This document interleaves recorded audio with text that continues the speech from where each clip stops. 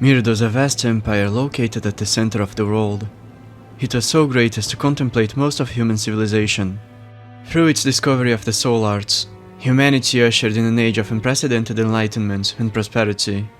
Enormous spiraling towers are built to serve as schools dedicated to the study of the arts by royalty. They were a statement by men, an announcement that they'd reach the heavens through elucidation, a Tower of Babel. Mird was divided in three parts: the underworld, which was the realm of the slaves who worked on the mines and forged weapons to the Empire's military; the Middle-earth, which was the realm of the plebeians, who served as soldiers and mid-rank warriors; and the Highlands, which hosted the higher nobility, the blue-blooded royals, who lived in material excess and debauchery. The miners were a deeply superstitious people who both worshipped and feared the bones they discovered in the earth's bosom. They believed the bones belonged to dragons, to mythical beasts of yore, and that they could wake at any moment to unleash upon men their wrath for their wickedness. After all, the burrowers were the meekest within the Empire, and they suffered all their lives by the hand of their oppressors. They excavated temples to appease the mythical skeletons. The Middle-earthers were diligent and kind-hearted. The most affluent among them, who were nobles of lower birth, lived in relative abundance to the poor, who struggled tremendously, but no man among them could claim to be as rich as their Highlander counterparts. The royal family, who lived in the inner palace, was loved and respected by their subjects. Their banners displayed a two-headed yellow dragon over a purple background. The Highlanders lived above the world's surface, atop the mountains. There they built ivory towers so they could physically reach the heavens. The two most influential families were House Vinland, which was represented by gold, and true to its identity, they were the richest men in the world. They named themselves after their trade of wine, and House Jormungandr, which was represented by silver, and true to its identity, they were the scholars, the alchemists who uncovers the soul arts. Both houses shared a supreme heraldic symbol, the sacred tree, representing both abundance and knowledge. The Highlands were like the Garden of Eden, a paradise on earth. The two Highlander families intermarried to preserve their bloodlines and ranks. House Vinland financed the Empire, and the research of House Jormungandr, and was responsible for Mird's military, which it empowered with elite warriors of their own. House Jormungandr was behind the alchemical research that brought upon Mird unprecedented prosperity and power, and created, through the use of soul arts, special weapons and armor for House Vinland, such as the iconic dark silver set, which was forged with a special metal invented by the alchemists, and the legendary armaments, each of which is uniquely magical, and all of which became part of Vinland's legacy. There was a clear hierarchy in Mird between the three realms, the lower, middle, and upper worlds. It was like hell, earth, and heaven. Mird's age of plenty would not last forever. The queen, who was a prodigal sorcerer, would, along with her coven of witches, congregate in secret in the tallest tower of Mird, a place that would later become known as the Nexus. Their ambition was to transcend mortality and truly find paradise. The queen at first was a fool. She'd suck the souls of her fellow men for herself, to restore her youthfulness and avoid the gaze of death. But she'd snap out of her materialistic delusion, which was wholly unquenching. The answer to her plight wasn't in the flesh, but in the soul. She'd then realized the formula to bring about heaven: distillment of light from darkness, segregation of soul from matter. Her mind was turned upside down, as she realized she'd been oblivious to the only path to true freedom. It was death. To fulfill her dream, she would create a golem, a thing that would later be called the Old One, a godlike creature whose purpose was to extract the souls of all, so that his insides would host a completed entity of pure light, paradise made manifest. The rejoined, revived god, whose light was scattered throughout the world, shackled within living creatures. The Old One gave agency to man's darkest thoughts, fears, and desires, weaponizing the evil of men against themselves, birthing the demons. But this destruction would call upon an equivalent response. The apocalypse beckoned humanity to cooperate for the sake of what they perceived to be the greater good. Mankind ceased their inner conflicts to fight against the Scourge. They called for unity against a greater enemy. The Witch Queen had left behind a tool for humanity, should it wish to attain mastery over its own fate, to earn its freedom and fight against its doom, should it restore hope, or to call upon it, should it embrace the world's end. The Northern Regalia, the ultimate weapon that is composed of two halves, one of light, one of darkness. The weapon was hidden within the Old One's stomach, and only a hero most brave and powerful would be capable of pulling it from within the belly of the beast. The King of Mird prepared himself to face the dragon. He wielded an enchanted and golden sword and shield, which protected him from magic and inflicted not physical, but magical damage, as he intended to strike the monster's very soul. The elite of the Mirdan army, the forces of House Vinland, pierced the beast with soul-sealing artillery and brought it to heel, and the king leaped into its belly. He was ready to slay the demon, and hopefully rescue the queen from its insides. But he failed, and was devoured, for he gave in to despair upon meeting his beloved queen, and learning she was the source of the hell that was unleashed upon men. His heart was too pure, too bright, and he couldn't slay the love of his life, his other half, the silver to his gold. He expected to slay the dragon and save his queen. He was innocent, pure-hearted, and knew not of her true, hidden self. The dragon was her own creation, and she had betrayed him, his people, and his empire. His soul, which once shone as the sun, had been tainted by darkness, had been eclipsed, and so he wouldn't be able to wield the demon brand anymore, and with him died humanity's hope. Vinland's troops were dying one by one, until few remained. The Middle-earthers had to come to the front lines and fend off the spawn of the fog. They, the lower-ranking warriors and soldiers, were the last remaining units of the Mirdan army. That was until a brave warrior rose to fight against the drakes and other demons without regard for his life. A berserker, whose sheer will to power rivals the demons themselves. A relentless shadow man who sought heaven through glory in death. A barbarian called, simply, stranger or wanderer, that is, Doran, by the Mirdans who saw him on the battlefield. He fought side to side with heroes of the Middle-earth in the making, with the Tower Knight and the Knight of the Lance. He wielded the Storm Ruler, a magical sword that could conjure cataclysmic winds. The winds his people believed take warriors to the heavens. He'd used them to quell the storm which afflicted his homeland. And this stranger became more and more powerful as he fells demon after demon, until he'd become stronger than them all. He was ready to face their master, the dragon, the being later known as the Old One. With the support of the Middle-earthers, Doran rushed into its belly, the beast weakened by the previous effort by Vinland's men, and pulls the Excaliburian sword that was hidden within it, and used it in its entirety, for his soul was both the brightest and the darkest of men, to smite the Witch Queen, and alongside her, the heart of the beast, of her golem. The Old One reduced most of Mird to ash, destroying half the world, but was eventually defeated. They sealed the Old One by removing a chunk of the world from the physical plane, and confining it to the astral realm. A united humanity decided to collectively banish the soul arts. If knowledge brings about chaos upon the earth, it should be censored. The tallest ivory tower where the queen used to host her secret meetings with her coven of witches would become the Nexus. It would be subverted from a temple which called upon the destructive rejection of a broken world, into a place dedicated to universal understanding and the fraternity of man.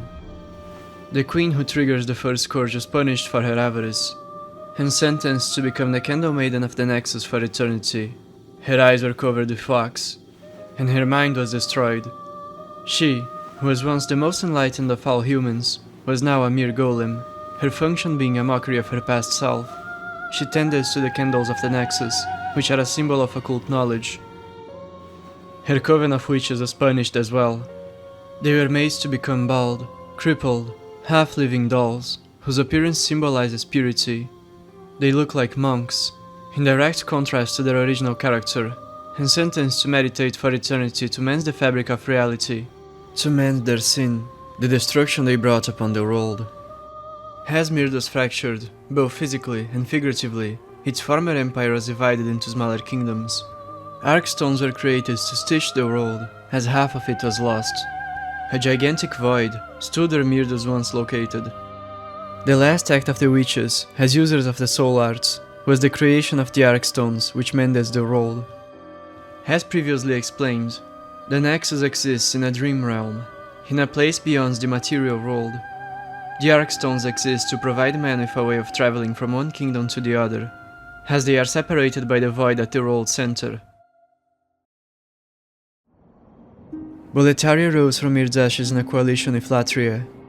Its flag contains a symbol made from two distinct crosses, the Maltese and Moline crosses, to represent the dual, renewed nature of Boletaria, the kingdom of the Middle-earth, the old empire and the new kingdom, with leaves, for they were the leaves which fell from Mird's sacred tree, and sparkles over a yellow background, and white doves, symbols of the church, representing Latria, Boletaria's newly founded peer in the Highlands, over a blue background, separated, or rather, united, by a soul-sealing magical sword. Above the symbols are patterns that relate to sky and earth. The Boletarian royal family, now the head of a semi-independent kingdom, would earn prestige where Vinland lost, and their princes would marry with Urmedarian princesses to seal their political union, a new union of gold and silver, of the sun, which adorns the armors of the Knights of Boletaria, and the moon. It was the Middle-earthen kingdom which claimed victory over the Old One. Doran, the stranger, fought alongside their men, and was identified to have been one of their own. The credit was theirs, and they took it. Her crown was warranted with strength, and thus, Boletarian kings earned the right to rule alongside Urmedarian queens. House Vinland had lost a substantial portion of its power. The Middle-earthen royals had stolen their Urmedarian princesses, and their army had lost most of its resources. Even their famously abundant reserves were emptied as a result of the Scourge. They had become the right wing of the church, but in reality, they had become its pawns. House Urmedar had betrayed them, and would betray them again in the distant future, and resentment would be fastered within the clan against Boletaria. Doran had sacrificed himself to seal the Old One, but the Boletarian royal family would deify him as their godlike founding father, and they'd renamed their house Allant in homage to him, a name which means to move forward, referencing his relentlessness, his bravery. Its new heraldic symbol was portrayed over a blue background, symbolizing the union of Latria and House Urmedar, though the purple banner of Yor was still displayed in the palace's walls and towers to honor the past. Stonefang would choose to stand on its own, and avoided joining this new covenant. It was a nation traumatized by centuries of oppression, but its relations with the two paired kingdoms were peaceful and fair. The truth about the events of the Scourge was obscure to begin with, but was gradually lost with time. Story was made myth, and men thought both the Northern Regalia and the Old One were created by God himself. The last king of Mird was canonized by the church as the first saint, and would be portrayed as the warrior king who wields a spear on one hand and a soul-sealing sword on the other.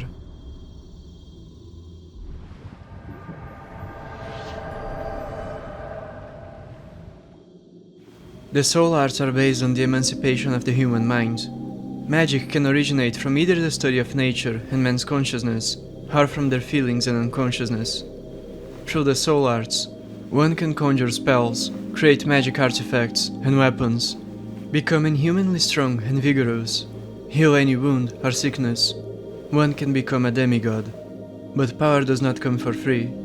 The arts are fueled, as their name betrays, by man's souls. The more one desires power, the more one is inclined to resort to satanic means to acquire it. The more one is likely to prey on his fellow man. Through man's supreme enlightenment, the Old One was created, and later, deliberately awakened from its slumber, and granted agency to mankind's darkest thoughts and desires, birthing the demons. The fog that then embraced the world would hyperbolize nature and incite every living thing to feed on souls. That's what it means to be demonic, to greedily steal the souls of others. The powers and properties of most demons are ties to the collective of the human mind. Many demons are born from egregores, as in, they are given shape by symbols, ideas, or ideals that exist in the collective psyche of man. It's important to note that souls are amplified by human perception. The consumable souls we get are specifically ranked with descriptors that denote the acclaim and adoration of their previous owners. The lesser souls are those of unknown soldiers and heroes. The heftier ones are those of storied, renowned, and legendary soldiers and heroes. The archdemons owe their vast power to their prominent egregores, which have been fermented in mass by the minds of men. The discovery of the soul arts parallels the eating of the fruit of knowledge of good and evil by Adam and Eve in the book of Genesis. Through knowledge, man can become godlike, but knowledge and power entice man to sin. The discovery of the soul arts, then, is equivalent to the first sin, and once man fell prey to corruption because of it, the Old One rose from the depths to destroy them in divine retribution, just as the God of the Old Testament cast curses upon man. The sacred tree was the symbol of both Vinland and Jormungandr, but to Vinland it was the tree of life, which is also the tree of ignorance, and to Jormungandr it was the tree of knowledge, which is also the tree of death.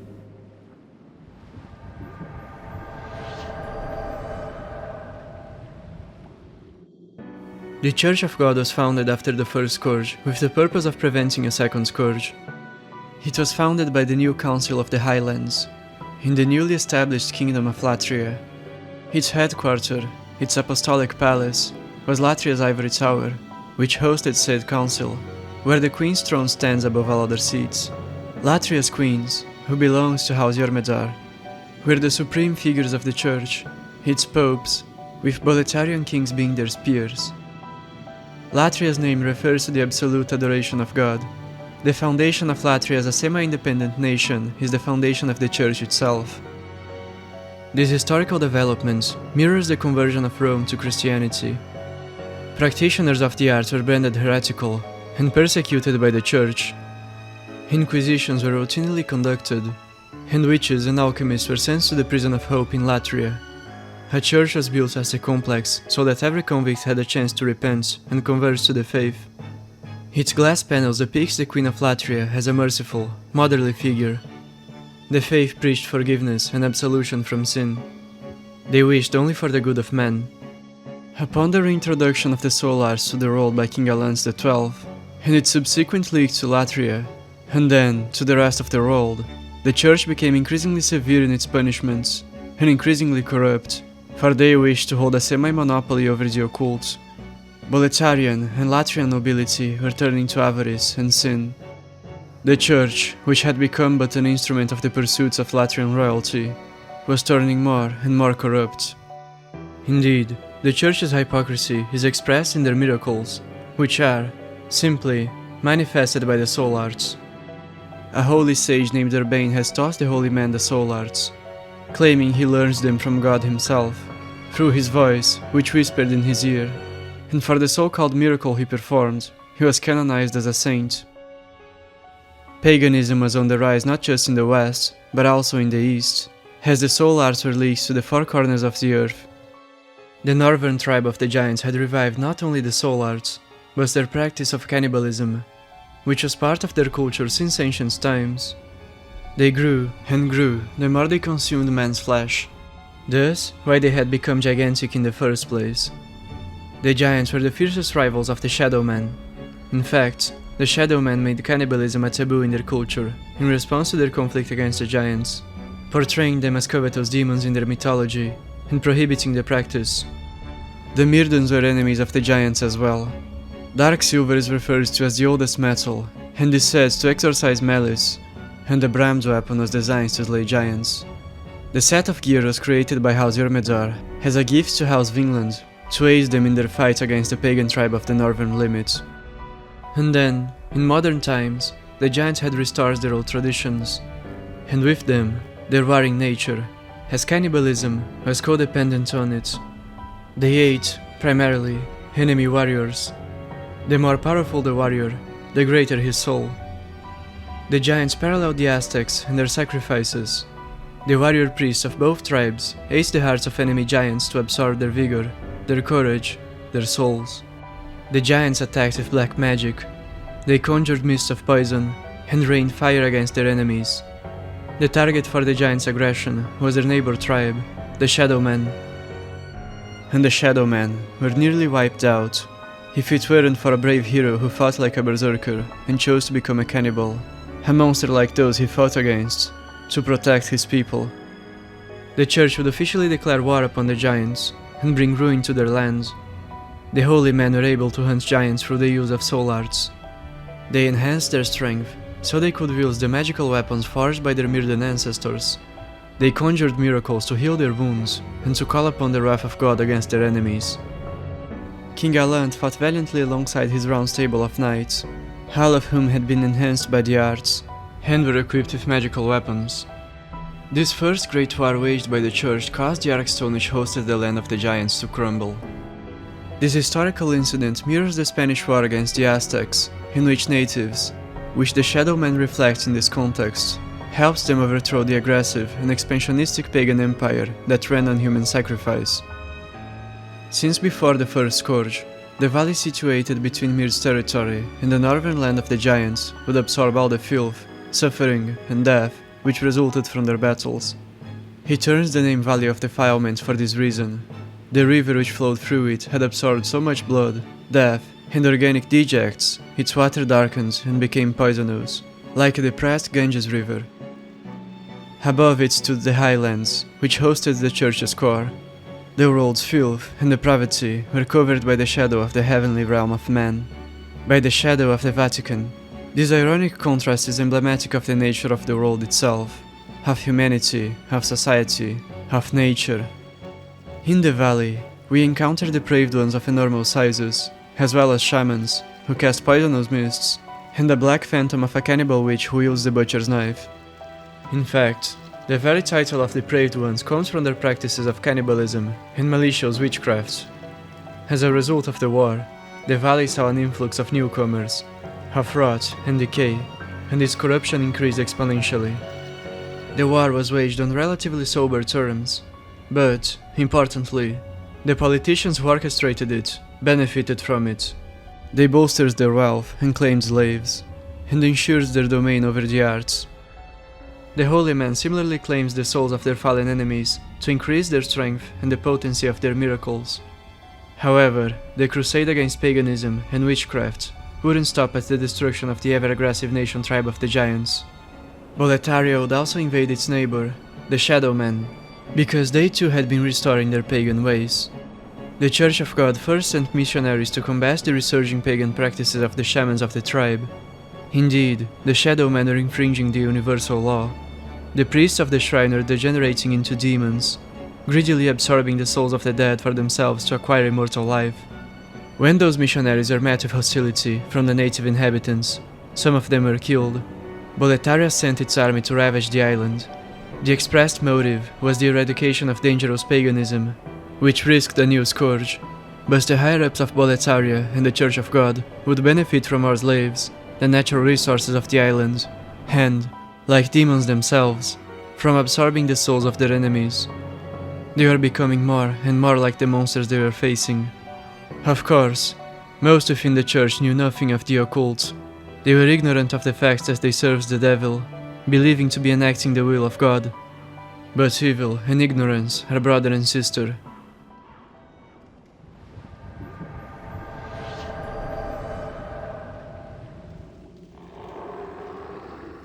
Vanguard's appearance informs us of the gluttonous nature of the demon. They have a bloated body and a gaping mouth. They are not as simple as they appear, however. They possess a third eye, and their eyes emit an ominous glow. It hints that the Vanguard of the tutorial area is enslaving the soul-starved knights and soldiers of the outpost to feed it. They are cooking a soup made of the corpses of their victims. There is a huge cauldron which is filled with a red soup near Vanguard's resting spot. There are drops of blood around it, and hanging chains, which could have been used to transport the bodies into the soup. The Vanguard, the very first demon we encounter, parallels the old one, a creature that appears to be no more than a simple-minded beast, but one that, at the same time, has control over the minds of men. Both make men their slaves, and are fed by them, like parasites. Vanguard wields an axe bigger than a man. He's barbaric in nature, as he embodies the bloodlust of men, man's basic, animalistic instincts of violence and gluttonous hunger. Thus, he has domain over those who, like him, desire bloodshed and thirst for souls. The Vanguard has a special relationship with the Giants, for its character and appearance was based on them. A great axe-wielding barbarian cannibal with an open third eye, as the Giants wielded enormous axes and other weapons, were cannibals and users of the arts. Its horns are identically shaped to those of the giant chieftain's helmets, as depicted on the Archstone. Both also demanded human offerings, which they'd consume to grow stronger and bigger. When the fog came to Boletaria, it animated the egregore of the fallen nemesis of the Empire, of a tribe that left a mark upon the soldiers and knights who fought in the war, or who had heard stories of it. A second Vanguard appears at the Shrine of Storms, and the giants terrorized the island before their eradication.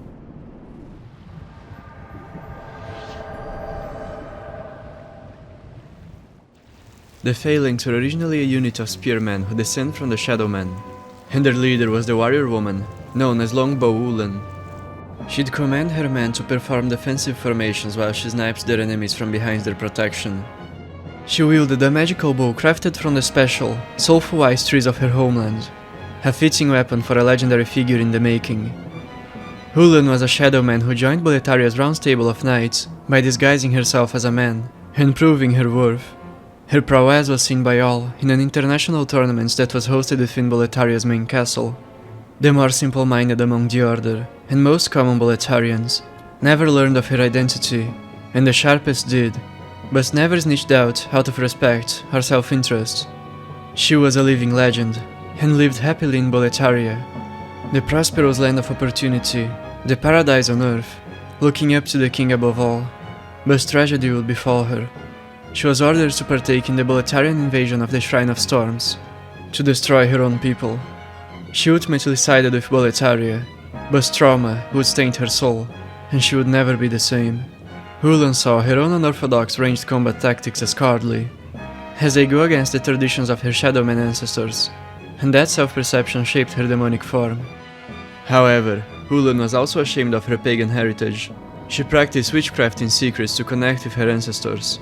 Her Black Phantom can cast the Firestorm spell, but the Mird side of her identity resented it. The Phalanx are exceedingly vulnerable to fire because of this insecurity. The Phalanx demon reflects the Old One, as all demons do to greater or lesser extents. Its core, which is a bright, bluish soul, is protected by wooden branches, and its exterior is a chaotic mass of minor demons who fight to feed and protect the main body. Ulan is a tragic figure. She faced a shackling inner conflict, which was reflected in the Phalanx. The Phalanx military tactic was employed by the Middle-earth army since before the Scourge, and was used extensively in it. Their fight against the demons became stuff of legends. The Phalanx limes are protected by shields which bear the sigil of House Allant.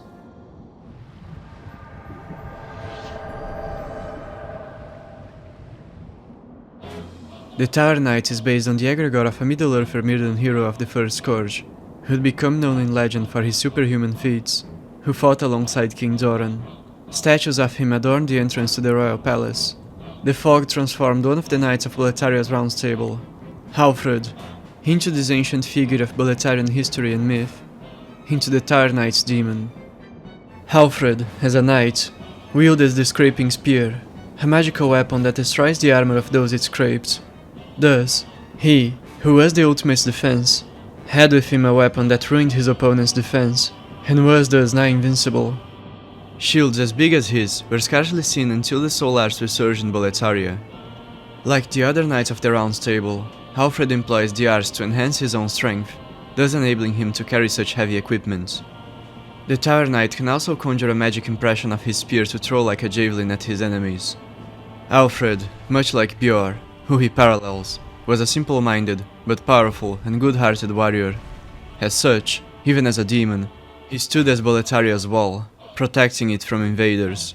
But he was no more than a puppet of the fat ministers, just as, in life, he'd been played, made to fight excessive wars, by the crooked politicians. And, in the macrocosm, all demons are played by the Old One. Alfred's weakness being his head, may be emblematic of how he perceived himself as a simpleton, who had to compensate his lacking wit with brute force. The encounter with the Tower Knight mirrors the configurations the Old One has with its demons, and, simultaneously, the configuration of Boletarian society. The fat official is the Old One, ordering it all from behind, and feeding itself through the chaos. The Tower Knight is the Archdemon, and the soldiers are the lesser demons. And the fat official represents Boletaria's politicians, the Tower Knight, its warrior king, and its knights. And the soldiers, well, Boletarian soldiers.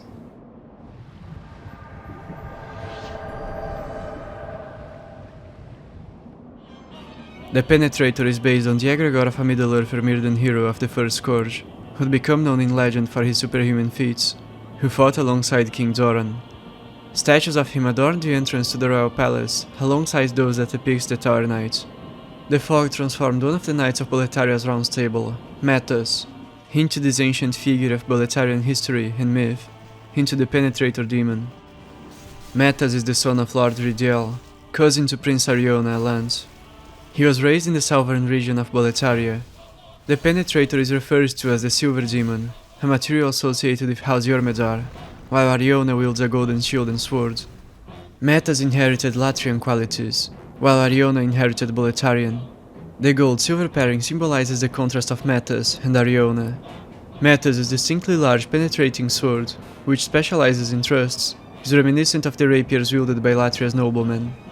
The fluted set worn by Matus, and by Ariona, is said to originate from the relatively advanced region of southern Boletaria. The fluted set is also the armor which Doran was depicted as wearing in his statue. It is a symbol of the Boletarian-Latrian alliance. Latria is a wealthy place at the south of Boletaria's empire. Thus, the southern region of Boletaria is culturally and materially related to it. Contrary to Alfred, Matus wielded a long sword that could pierce any defense. Together, the pair was unbeatable, as was the alliance of Boletaria and Latria. Matus is avaricious, cold, violent nature is, in part, also the reflection of his upbringing. His father, Lord Rydell, was an adventurer, a free spirit who had little time to care for his own son. Thus, he was raised by his mother's family, who would later become part of the Soul Society. Matus was the inverse of Alfred, an intelligent but cruel warrior, who wished to be on top of the food chain from the start, and played a part in the politics of Boletaria. Unlike the Tower Knight, who is being manipulated by a fat minister from behind, like a shadow, the Penetrator is the shadow that pierces the fat minister in the back.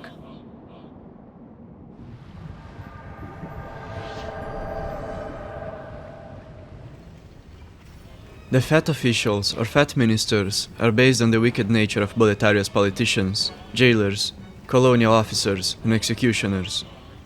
They are equipped with enormous axes, whips, and shibatas, tools for corporal punishment, rings of keys, and torture instruments. When Allant came back from the Nexus with knowledge of the soul arts, he confided it to his inner circle of politicians, and tasked them with employing the arts to better the lives of the Boletarians, and to strengthen their military, and as they did, competently, for a time. But their hunger for power, for souls, grew and grew. Their souls darkened, and their domain over the occult caused them to feel above the common man. They persecuted, relentlessly, all pagans, all who practiced the arts like they did, for much like the Soul Society, though to a lesser degree, they desired to keep the powers to themselves. Above all, they began to enjoy their acts of needless cruelty. They devolved into a group of characters like those written by the infamous Marquis de Sade, oppressing men for sadistic pleasure. They were becoming demonic. Their appearance reflects their true character, which was brought to the surface by the powers of the fog. Their bodies are bloated, their faces disfigured. They compulsively laugh as they perform sadistic acts, as if they're caricatures of their human counterparts. They were some of the first demons to have spawned by the Second Scourge due to being the evilest, the greediest, most materialistic among men, as well as to their proximity to Allant, the king who awoke the Old One.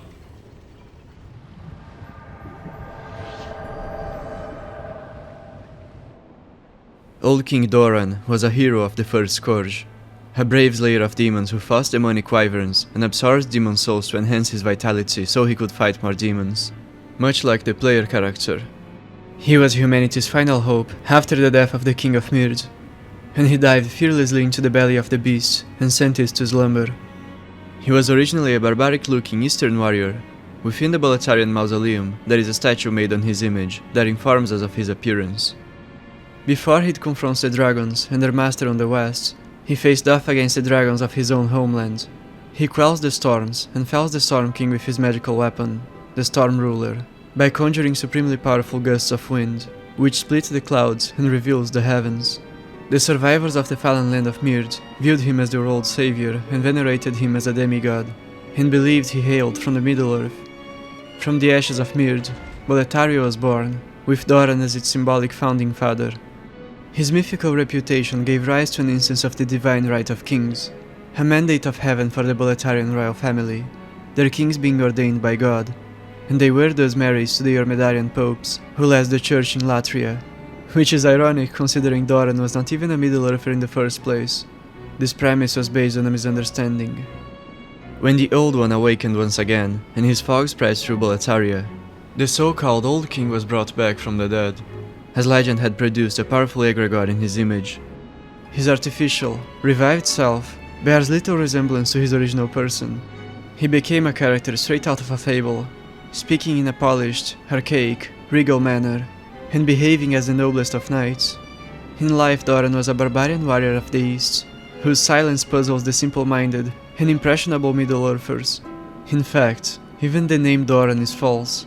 Doran means stranger or wanderer, for that was what the pre-Boletarians saw in him. They knew not of his origins, but would embrace him as one of their own, as he fought beside them, and sacrificed himself in an act of ultimate courage and martyrdom.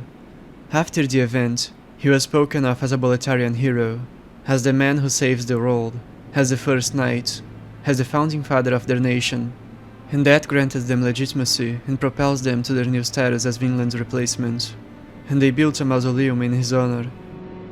The revived Doran looks like the popular, idealized image of a warrior king of antiquity, his armor excessively adorned with jewelry, when in truth he was but a simple Shadowman berserker, the opposite of that image. He wields the Northern Regalia, a legendary sword that draws its power from both good and evil, thus, from the whole nature of man. The sword would later be split into two, the Soul Brand and the Demon Brand. So, the copy wielded by the revived King Doran was manifested by the powers of the fog, as to portray him as the figure of legend, the original user of the Northern Regalia. As said before, he was born a Shadowman. His relentless nature and excessive might are markedly traits of the old tribesman. Boletaria's chivalric culture was based on a mixture of Mirden and Shadowman traditions.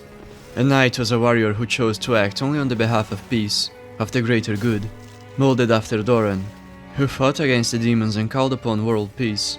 However, this knighthood would be subverted by the corrupt politicians of Boletaria in the distant future.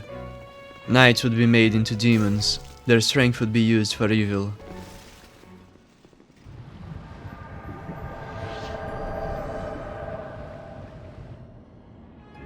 The dragons that were spawned by the fog during the First Scourge were born of legends that spoke of the ancient creatures whose fossils were found deep underground. They were subject of many myths and speculation. Miners excavated shrines in their worship, fearing they'd one day return. The myth of the dragon was ingrained into the collective minds of men, and was, in turn, manifested by the powers of the Old One.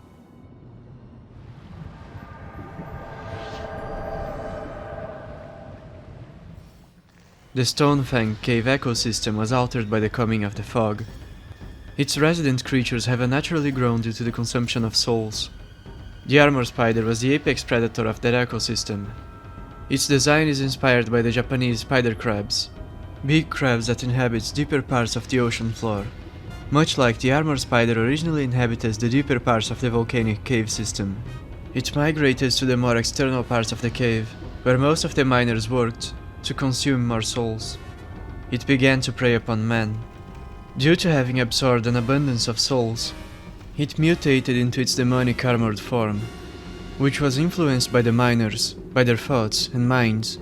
Thus, why it acquired a mineral-like exterior.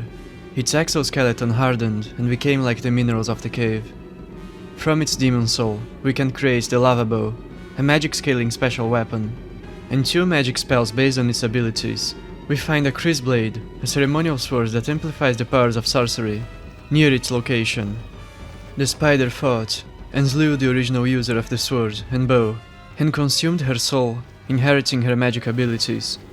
We can infer the sorcerer was female because of the association of femininity in fire magic and archery. This witch challenged the spider. After killing and devouring the witch, whose soul was wondrous, powerful, not unlike that of a demon, the armor spider grew so much that it trapped itself in its lair.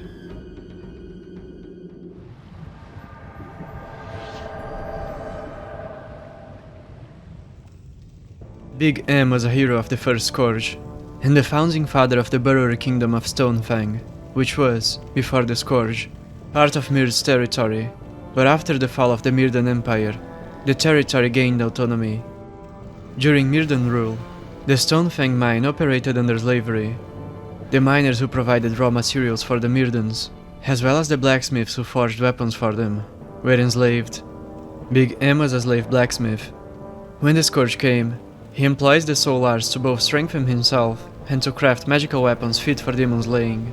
He crafted the Dragonbone Smasher, an excessively big, enchanted sword which requires inhuman strength to be wielded, and grants its wielder resistance against fire. He brandished his massive sword to slay the demonic dragons, and his prowess was deified by legend. He'd be remembered as a man so strong he could kill dragons with his fists. A flaming altar would be built in his honor, and his sword was stored as a precaution, should the dragons rise once again. Big M earned Stonefang's liberation by proving his might, and helping save the world from the spread of the colorless fog. His people saw him as their savior. They who were once slaves could now have pride of their work, of their crafts, of their strength and diligence. They would now trade with Boletaria, Mird's successor, as an equal nation. As generations went by, the banishment of the soul arts caused the descendants of the miners to forget about the practicality of the sword, thinking it was too big, too thick, too heavy, and too rough. The legend of the Big M began to be interpreted literally, as it adapted to their limited perception. They thought of the Big M as a man who kills dragons with his hands, and shaped their culture around this idealization. They crafted the hands of God, weapons that require great strength and faith to be used effectively, as an homage to their deific ancestor. As Boletaria's higher ranks fell prey to demonic temptation, they became increasingly aggressive, expansionistic, greedy. Boletaria's crusades against paganism increased the kingdom's demands for raw materials, tools, weapons, and armor, prompting an invasion of Stonefang. The Boletarians resorted to restoring slavery in the region. The proud miners and blacksmiths were made slaves once more. Also, Boletaria's wars could cost less for the man who only got fatter and fatter by the year. The Flamelurker was born out of the egregore of Big M, spawning from the altar of flames that was built for him. The name Flamelurker being a literal descriptor. He embodies the anger of Stonefang, their violence, demonic anger of the enslaved, their explosive rebellious spirit. Additionally, it's interesting to note that the explosions the Flamelurker triggers with his punches also mirror the explosions caused by the concentrations of souls within the ores found in Stonefang. His rounded head is similar to the round, crown-like hat of the Burrower King, as featured on the Archstone, and his body is as muscular, as the miners believed Big M's must have been. A strange growth seals his mouth and one of his eyes. It's as though a cage has been constructed around his skull, a cage that looks like the exterior of the temple that kept the dragons at bay. The demon looks half man, half dragon, which is fitting, as Big M absorbs the demon souls of the dragons he was laying to become stronger. His skin has melted away, revealing a layer of flesh that looks like rock, like mail, like the skin of the dragon god.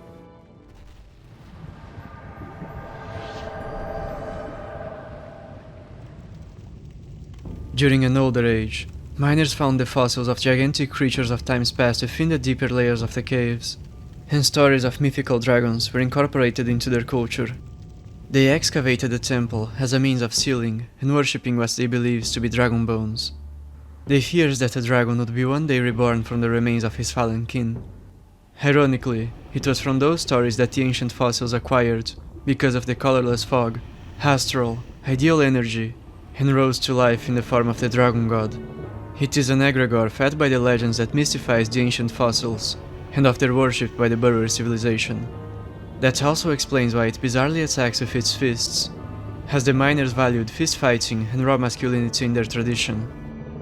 Just like the Flamelurker, who was based on Big M, was part draconic in nature, the dragon god, who is based on the egregore around the dragon bones, was also shaped by the astral, ideal form of Big M.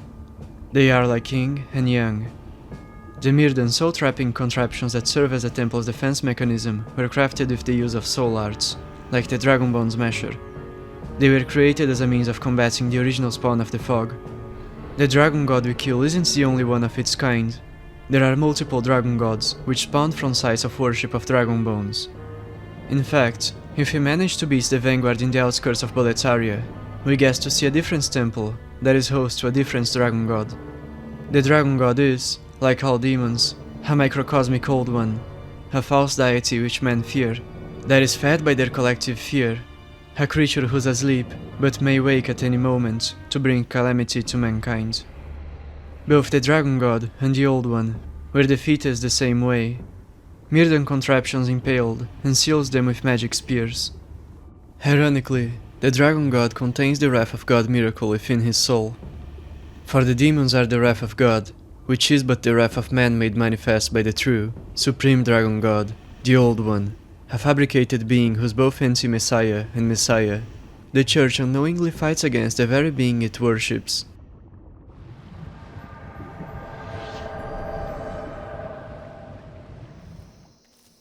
Latria is a nation that can be characterized by contact with the spiritual world.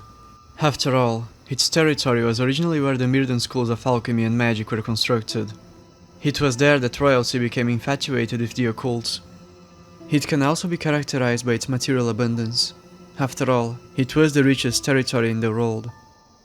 After the First Scourge, men banished the soul arts and founded in Latria the Church of God, and the Prison of Hope was built to jail those who engaged in heretical studies of the soul. Upon Allant's return from the Nexus, he taught his council the soul arts so they'd employ them, secretly, to bring prosperity to Boletaria. They were still forbidden by decree of the Church, by universal law, and the king didn't want to cause chaos. Watching the politicians' every move was a rogue Boletarian spy, a member of an elite organization of assassins and spies, who leaks the secrets to the Urmedarian queen he was hired by to spy her allied nation. She formed the Soul Society to study the soul arts with her peers, to discuss the harnessing of souls, and organize secret masked meetings in the central tower of her kingdom. Instead of employing the soul arts to better the lives of her people, or making them legal through the church, which she led, she hid them instead, and went to great lengths to ensure they wouldn't be spread. They began to produce spice, a commodity that helps stimulate the mind and is noteworthy for its magic-aiding properties, but presented it as merely an exotic and costly sort of spice, which was reserved for the consumption of the wealthy. The spices in question were produced from human blood. The nobles had turned into vampires, and the blood they consumed was taken from those arrested in the Prison of Hope, who, in great part, were people who practiced the soul arts like them. The inmates were tortured cruelly, so that in despair, their blood would leak, would contain even more of their souls. They justified their torture, their bloodletting practices, by claiming it to be part of an inquisitory process, claiming they did it all in the name of God, to prevent witchcraft, to combat the devil. The Iron Maidens were symbolic of the Queen of Latria. The Queen of Latria had proven herself a prodigal sorcerer, as the Soul Ray sorcery discloses. In the bowels of the Ivory Tower, of Latrian's Vatican Palace, in the Church's underworld, operated a nefarious cabal, composed of the world's most powerful people. This secret society of Latrian nobles would murder any person who was outside its ranks and knew the truth of soul arts, hiring assassins and occasionally engaging in assassinations themselves.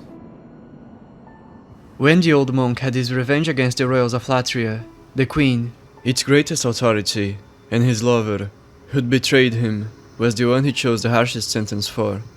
He'd abduct and murder her, and make a doll out of her pale corpse, revive her through necromantic magic, and command her to eternally punish the convicts of the Prison of Hope as an ironic mockery of her hypocrisy. The design of the Fool's Idol perfectly represents the Luciferian nature of the corrupt queen. A queen who acted as Pope, as an angel of light, but who was a princess of darkness. Her elucidation was, inversely, ironically, foolish. As she pursued satanic gnosis and eternal youth, as she devours the souls of her fellow men, as she studies the dark arts, she was becoming but a pawn, a golem, a slave to the Old One, to Satan. The old monk wanted to mock her grand enlightenment, thus the doll lacks a brain. The name of the demon, Fool's Idol, describes both the queen as she lived, the demonic doll, as well as the Old One, who's the god of the church, and every archdemon. The church where the Fool's Idol resides was built in times past to convert those who engaged in heretical studies of the soul. During the queen's rule, the whole of the system that managed it was profoundly corrupt. Innocents were tortured and made to confess crimes and sins which they did not commit. Also the nobles could produce spices from their blood and feed upon their souls, and so the secrets of the arts wouldn't be spread. During the old monk's rule, the path to the church was filled with various obstacles, and escapees would have to engage in a game of death and torture to attempt to reach salvation and ascend to the upper strata of Latria. The prison corridors are filled with golden robe-wearing nobles, turned demonic jailers who gruesomely impaled their victims. They were the holy men who tortured the prisoners to produce spice. Their shame was exposed before all, and they now tortured and preyed upon the corrupt nobles who ran the prison before. House Urbain was imprisoned, turned into mask-wearing demons, and eradicated, and the men of House Vinland were made into chimeric punishers. The main path to the church was blocked by an iron contraption modeled in the Queen's image that permanently shoots arrows to strike down any escapees. And, of course, those who manage to enter the church despite its tribulations are struck down by a satanic, but ironically honest manifestation of the figure they once worshipped. However, the soul-starved prisoners kept idolizing the fool's idol as their queen, not having the wits to realize she is a mere instrument of torture, who happens to bear her body and a part of her soul. And even in the circumstance that one managed to defeat the idol, she'd be revived by necromancy once again, ruining the chance of an escape. This too is a mockery of her eternal youth and life, which she achieved through dark magic. Ye fool, nothing. The idols shall be revived for eternity. Rejoice, fools, for it is as you wished. There's a chance the soul stars would be selected by the gargoyles to ascend, in which case they'd be met with even greater horrors in a false paradise that is, in reality, a hell.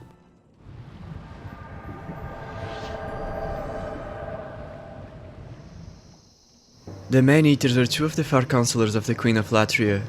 Like her, they were members of House Urbain.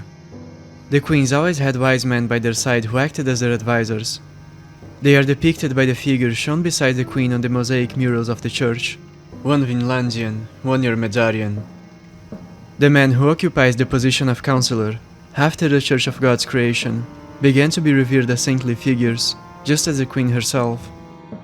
The far counselors, divided into left and right wings of the throne, into Vinlandian and Urbain wings, represents the archetype of the twin serpents of the Caduceus, the two sides of the whole that must be understood so that a synthesis is made.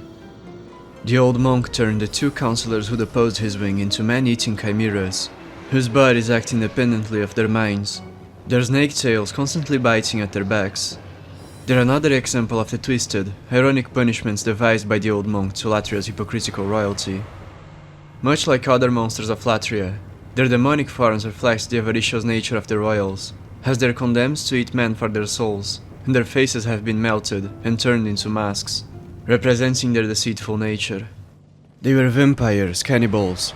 They consumed men's blood and souls as depraved, aristocratic occultists. The old monk merely brought their concealed, monstrous selves to the surface.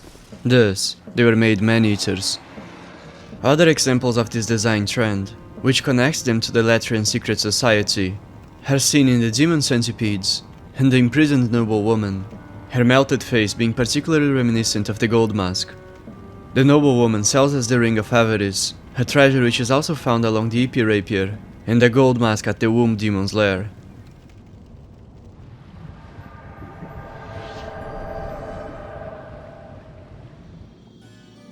The old monk used to be Gary, an enthusiast of the soul arts who believed in their potential to emancipate humanity.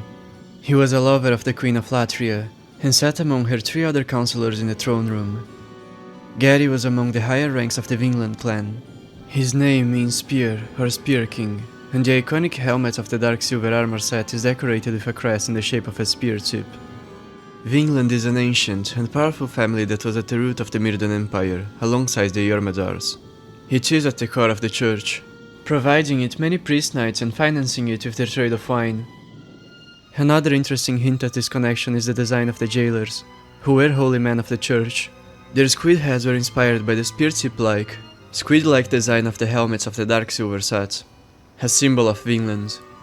The dark silver shield depicts the spear tip coming from the skies and exploding in bolts of lightning, and the jailers can conjure paralyzing bolts of lightning from their bells. Their robes are golden, the material associated with Vinland. The men of Vinland were, for the most part, devout to their faith. They were useful idiots to the system that was being corrupted from within by a cabal of the Latvian nobility at large, some members of their clan included. Their warriors fought in the wars of the church, and the prison of hope was guarded by their lower-ranking men, many of whom fell for bribes by the Urbain. Gary was a cardinal, a man sworn to chastity, and exceptionally ranked within the institution. But, as is often the case with powerful holy men, he was a hypocrite, a liar. He was having an affair with Latria's queen, who was married to King Allant of Boletaria, who was always away at war, fighting battles which the queen had started, and could not give proper attention and love to his wife. And because of that affair, Gary was invited to the Soul Society. Being part of the foolish wing of the church, he was appalled by what he saw at the secret meetings of nobility. The church persecuted all who studied the arts, be they good men or bad men, but the men and women who de facto ran the institution were the worst of heretics. Seeing the hypocritical and exclusionary nature of the prohibition of the soul arts, a fire was lit within him, and he rebelled. He employs the soul arts to craft numerous artifacts, which quickly spread around Latria, so much so that he earned a reputation for his magical handicrafts. He shared the fruits of the knowledge he acquired in the secret meetings of the Latvian Coven of Witches with his people. A part of him wanted to compete against Boletaria, against Allant, and win, and restore the kingship of House Vinland. He resented Allant and his brother, and what they represented, as Boletarian royals, the downfall of his house. He wanted his house to be elevated once more to the peak of the world. He wished to become a king like his ancestors were. The queen was vain and materialistic, and went to great lengths to preserve her youth. She drains the vigor of her own people, like a vampire, like Elizabeth Bathory, to fill her void. Gary, however, allowed age to do its course on him. After all, he employs the souls he acquired on his artifacts, and over time, he lost his favor with the queen, and began to be called, derogatorily, by nobles in the know, the old man of the queen. And so, their falling out came to bite him. He'd be punished for spoiling the secret practices of the Latvian royals. The councillors of the opposing wing denounced his practices under the guise of universal law, and advocated for his execution. The true reason for their attacks was that he'd infringed upon the oath of secrecy of their organization. The other member of his wing, a prodigal sorcerer named Freke, his best friend, stood up for his cause, but ultimately, all he could do was alleviate the sentence, which went from execution to exile. The queen sided with his political adversaries and sentenced him to be banished from the land for his betrayal. He'd go from a cardinal who preached emancipation and who lived in extravagance to an ascetic, criminal monk in torturous repentance. This decision caused Freke to abdicate his seat at the council and roam around the world to spread the knowledge of the soul arts, following his friend Gary's ideals. This earned him the title of Visionary. Gary, who was now universally hated in Latria, who was being tortured by bribed men of his clan, felt, deeply, that his punishment was unfair. He thought of a time when men of his rank, of his house, were kings. In those times, a huge gap stood between Vinland and the Middle-earthers. Vinland had the most prestige, it was on top of the world. If only he were a king like his ancestors, he'd be wed to the woman he loved, to the Urmedarian queen. But now, everyone had betrayed him. His lover, House Urmedar, the church, and worst of all, his own house. In his penitence, he was made to wear a crown of thorns as a mockery of his ambitious nature, and it was true. A part of him envied Allant and wished to be like him. He emulated him, in part because he hoped to attract the queen's attention. He was inflicted physical and mental pain. He could barely resist his anguish, but the suffering did not sanctify him. It tainted him, it pulled him into darkness.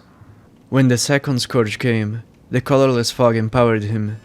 His yellow robe was granted life by the powers of the Old One, and wrapped itself around his head like a crown. Gary returns to Latria to enact upon its divine retribution. However, the demonic influence of the yellow robe took a toll on his already frail sanity, and he went too far. He struck a Faustian bargain with Satan and paid the price.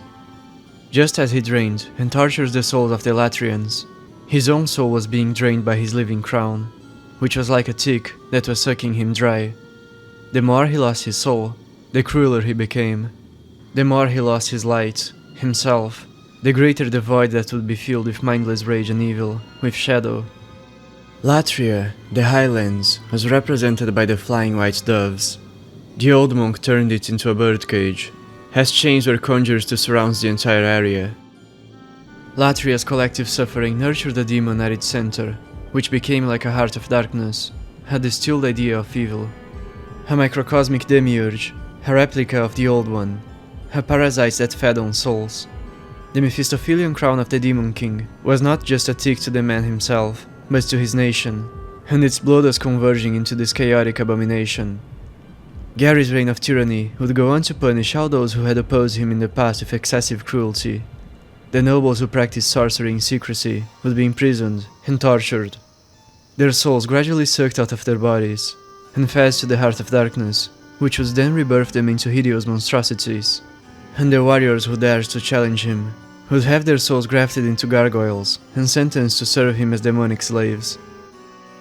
When Rydell, Allant's younger brother, learned about the state of Latria, he recklessly invaded the Prison of Hope to rescue his wife of House Yormazar, and Gary seized the opportunity to unleash upon him a great punishment. His sentence would be special, for he was a symbol of Boletaria. He'd be made to watch the death of his wife. His soul would then be split from his body, which would be left to rot in a cell. His spirit would remain locked away, forever desperate to find even a keepsake of his wife, so he could rest in peace. Even Freke was imprisoned and left to rot in a cell. Gary had been blinded by evil, and could not recognize his former friend, just as Freke couldn't recognize his, for Gary had become a demon. Gary, who was once an envious, ambitious noble, was now the most avaricious demon of all. His soul can be transposed into the Soul Thirst spell, which has a more powerful version of the effects the Rings of Avarice, which the nobles of the Soul Society concocted for themselves. From the heart of darkness flows its veins, which are like tentacles, like roots. They extend to Latria Swamp, which became an execution ground. The demonic heart was also a womb of chaos, and it birthed defiled chimeras from the remains of the dead, from the life energy of the Latrians, by mixing it with the many insects, such as bookworms, has Latria as a nation of scholars, and the properties of Mercury Stone, and are native to Latria, within it. The Ivory Tower inversely parallels the Nexus, the original and tallest ivory tower that was, at first, a temple which hosted the secret meetings of the Witch Queen and her coven, but that would, upon their defeat, be subverted into a temple of world peace, overseen by the image of the Warrior King. Gary now sat at the throne. Vinland's kingship was at last restored, but its gold had now become pyrite. His golden robe was but a bright yellow, and he had no queen beside him, and his army was not of holy men, but of demons. The nobles of Latria who managed to escape the accursed kingdom tried to reclaim the throne by using a portion of the remaining wealth to hire the shadow organization of spies and assassins to dispose of Gary. But all the mercenaries failed. A woman who brandished the baby's nail, a knife with a powerful poison, and worn a copy of the Thief's Ring, was slain by the Fool's Idol, and her soul was enslaved. Her black phantom guards the church.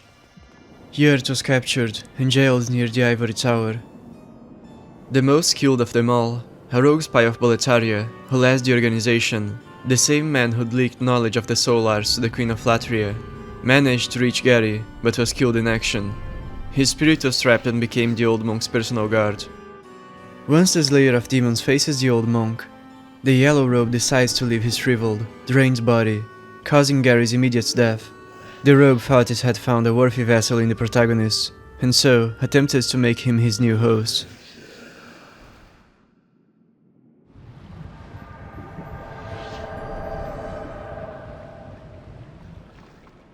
The Shadow Men were a tribe of warriors who had as their core virtues bravery and might.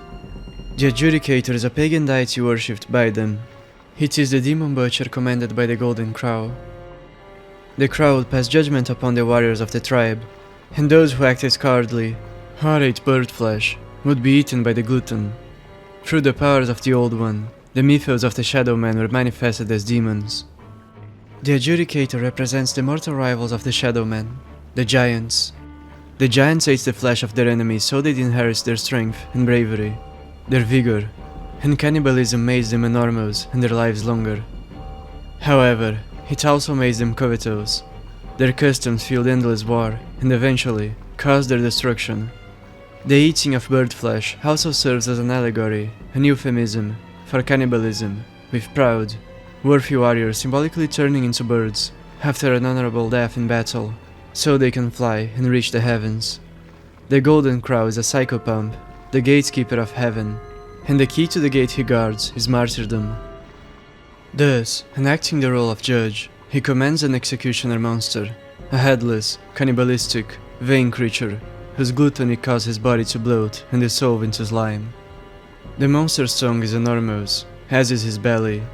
His body is adorned with jewelry, and he brandishes a giant cleaver, emblematic of his raw thirst for flesh and violence, and the literal tool which the giants used to butcher men. Birds were deified by the Shadow Men, for they could fly beyond the storms and enter heaven, and crows are omens of death, as they appear whenever there is war to feast on the bodies of fallen warriors. It's only fitting that a crow would be the one to judge the souls and declare if they deserve to reach the heavens. By eating the bodies of deceased warriors, the crows absorb their souls, which flow through their blood. The eyes, especially, are windows to the soul, and a prized delicacy for such scavengers. It is for this reason that Sparkly, the crow, has acquired enough intelligence to speak the language of man. In a way, the dichotomy between the giants and the Shadow Men is like that of Antichrist and Christ. The giants wished for material power and immortal life, and for that, they devoured their fellow kin, while the Shadow Men were warriors who wished not eternal life, but glory in death through martyrdom.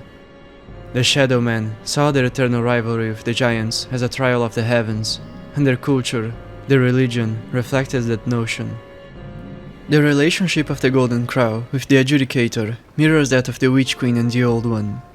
The Golden Crow commands its golem, which butchers and eats men's flesh, but sends them to heaven forcefully, as they couldn't reach it on their own, saving them from their own wickedness, by confronting them with it.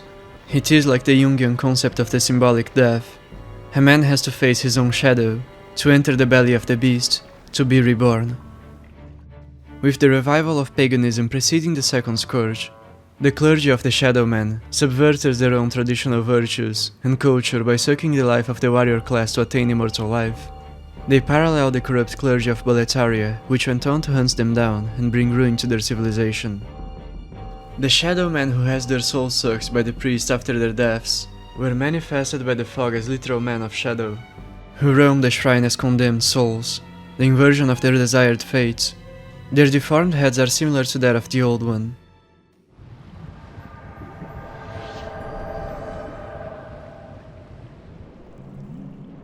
The old hero is the spirit of a mighty berserker warrior of the past that was conjured by the powers of the Old One. His body was gravely scarred as a result of his performance in a defensive battle against the invading giants. His Sword of Searching's name means that he was eager to reach the heavens. The birds and warriors flow through the winds to find it, and his sword conjures gusts of wind with every swing. However, he was greedy, and from his eating of bird flesh, he was severely punished. The shamans mutilated his lips as an omen of his avarice, and blinded him, as both a symbolic punishment for his spiritual blindness, and so that he could never find the heavens, and his soul would keep searching for eternity. His body was adorned with jewelry to make him look like his mortal enemies which he emulated. He was made into a totem of the butcher demon in death, as he'd acted like the demon in life. As explained before, bird flesh is a euphemism for human flesh. Thus, the old hero was a cannibal. This explains his massive size, which is the result of him eating the flesh of his fallen foes to steal their might, a great taboo for the Shadow Men. Indeed, in his search for the heavens, the hero became just like the monsters he was facing, betraying the very essence of his people. A recurring trend in Demon Souls, the descent into corruption, the hypocrisy of man. The hero was forced to become even more demonic than the enemies that were eradicating his people. He broke every law, every taboo to defend his land, and was punished for it. Though the man who'd order his punishment would become even greater demons than him, even greater hypocrites. The old hero is a tragic figure. Upon the death of his spirit, he howls at the sky one last time.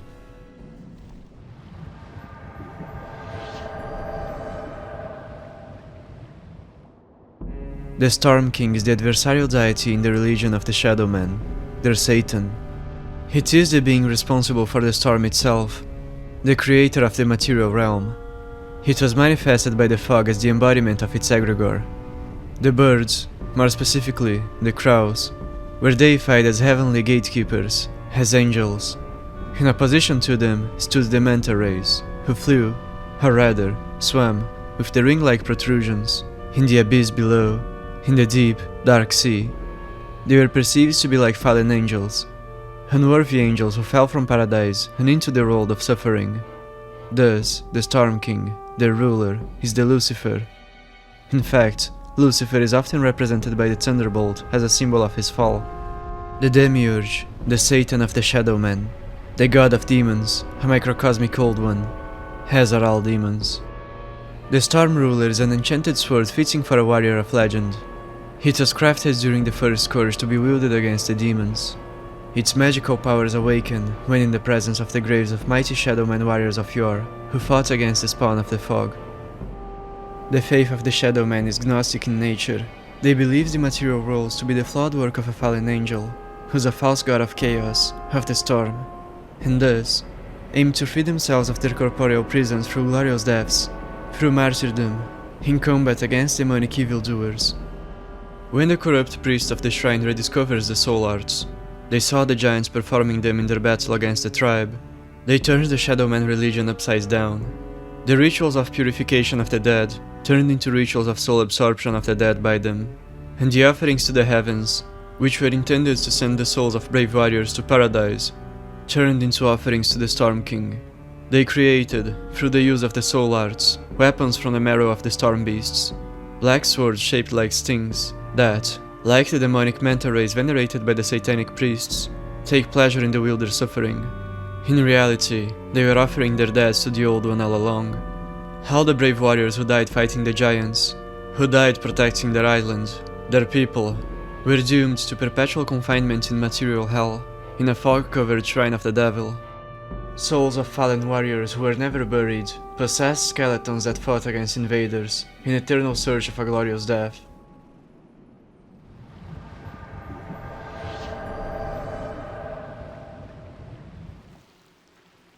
The Leechmonger is a demon composed of numerous leeches that stick together to form a human-like body. The Leechmonger was born out of Holy Knight Lysia's body. We find her enchanted spear near the Leechmonger's arena, but, notably, her corpse is absent from the location.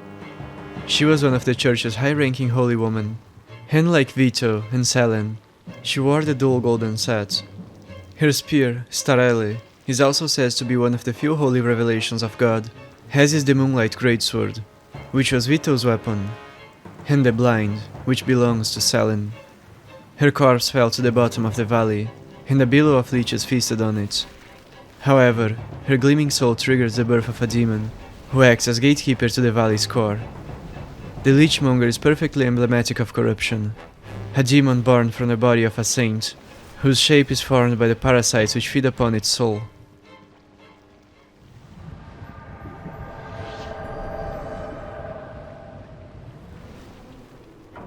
The Dirty Colossus is a golem constructed and animated, through dark magic, by the inhabitants of the swamp, to serve as the last line of defense of Astraea's hiding place.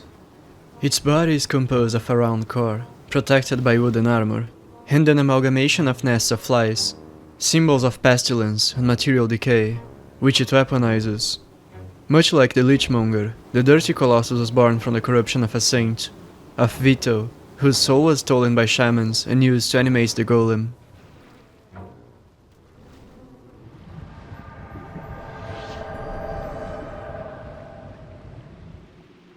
Astraea is a maiden who abdicated from her duty as a saint of the Church of God, to stay in the Valley of Defilement and care for its inhabitants. Despite the corruption and moral wickedness of many of the swamp's inhabitants, she could not bear to witness their pitiful state of being and volunteered to heal their pain and suffering. She abandoned everything and corrupted her own soul to help those in need. However, the road to hell is paved with good intentions. The mercy granted by her to the meek was demonic in nature. She implies the soul arts to suck the souls of their bodies, eliminating their pain, but also their minds. They became but empty, violent, idol-worshipping husks. When killed, they barely drop any souls. Conversely, while their bodies may be but mere hollows, their souls are, indeed, experiencing perfect joy in a microcosmic paradise, in Astraea's hands. Astraea parallels the Witch Queen of Mird, who understood the roles to be a prison and corrupted herself, turning into an archdemon, to send all living souls to heaven. Astraea inversely parallels the chieftain of the valley that is represented in the Archstone. He was a doctor who heals the sick and wounded through the use of soul arts. Both had the greatest of intentions, and were revered as saviors, but one wished to emancipate the flesh, the other to free the soul. It's interesting how this duality is expressed superficially. Astraea looks like a beautiful holy woman on the surface, but is, in truth, an archdemon. And the Plague Doctor looks like a demon, a scary pagan on the surface, but is, in truth, a healer. However, Demon Souls goes one layer deeper, as Astraea is indeed angelic, and the Doctor, though good-intentioned, is merely a servant of darkness, enabling matter. The valley's inhabitants have organized themselves as a militia to protect Astraea, bearing access to those who seek to rescue her, and from those who come to take her demon soul. Like her, they had good intentions. They wished only to guard the sanctuary of their Messiah. But, like her, their good intentions fueled sin. They killed invaders alongside saints. The faces of the depraved ones were distorted into the shape of a Baku's head, and the Baku is an imagetic representation of the Old One, which has also informed, as will be discussed later, the design of the Eye Stones. Their eyes are like those of a dragon. Astraea sits at the end of the swamp, caressing the souls of the depraved ones. She turns the Valley of Defilement into an even greater hell, that she did, as she distilled all light from it. But, at the same time, that light is free from darkness. Astraea was canonized as a saint for discovering healing miracles, the same type of sorcery employed by the witch doctor who cared for the sick within the swamp, and hailed from the highlands as evidenced by his attire. He was a kind-hearted, blue-blooded noble like her, the chieftain of the valley depicted on the Archstone. But she'd subvert her own miracle by discarding the body altogether. The depraved ones began to capture all sane men to offer their souls to Astraea, who'd relieve their suffering and take them to heaven by draining their lives from their vessels. Human sacrifice was part of the culture of northern barbarians. Men were captured and offered to the giant chieftains, so they devoured their flesh and souls. All material riches that were found in the swamp were taken to the saint as well. She was worshipped as a pagan idol, as well as an angel of salvation. Astraea parallels the Old One, and the depraved ones the holy men of the Church of God. Just like how the holy men of the Church worship Satan believing him to be God, the depraved ones worship Astraea believing her to be a Messiah, when she is an archdemon. And just like how the priest warriors of the Church fight in the name of God against paganism, the pagan inhabitants of the valley fight in the name of their savior, against the slayers of demons. Garl Vinland, then, parallels King Allant, the final obstacle between the world savior and the Old One. However, as I have explained, there is yet another layer to this equation. In the end, the demons will, indeed, take all to heaven, and in this sense, the Old One and Astraea are indeed merciful. Astraea was truly pure of heart, as innocent as a child, and her bright, immaculate soul wasn't fit for such a corrupted, sinful world. Before she knew the truth of the earth, she lived in safety and abundance, a wholly pampered existence. Seeing the depravity and suffering of the meekest among men, triggered within her a desire to take them to paradise, to free them from all pain. She became a saintly all-mother, disregarding the foolish, inverted, materialistic morals of the Church, corrupting, martyring herself in the process, so that she could create her own microcosmic paradise.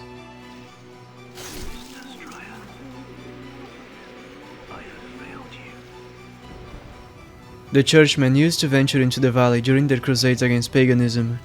They treated the sinful, but meek, and suffering inhabitants of the swamp as demons to be slaughtered.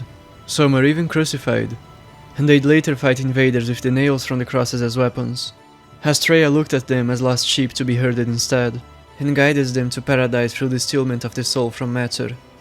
Though she is an archdemon, she is, simultaneously, an angel. The way one perceives her is dependent on his values. Should he value matter over spirit, or be too attached to the earthly world, he'll perceive her as a mad witch. Should he value spirit over matter, and desire true paradise, to him she is a true, enlightened saint.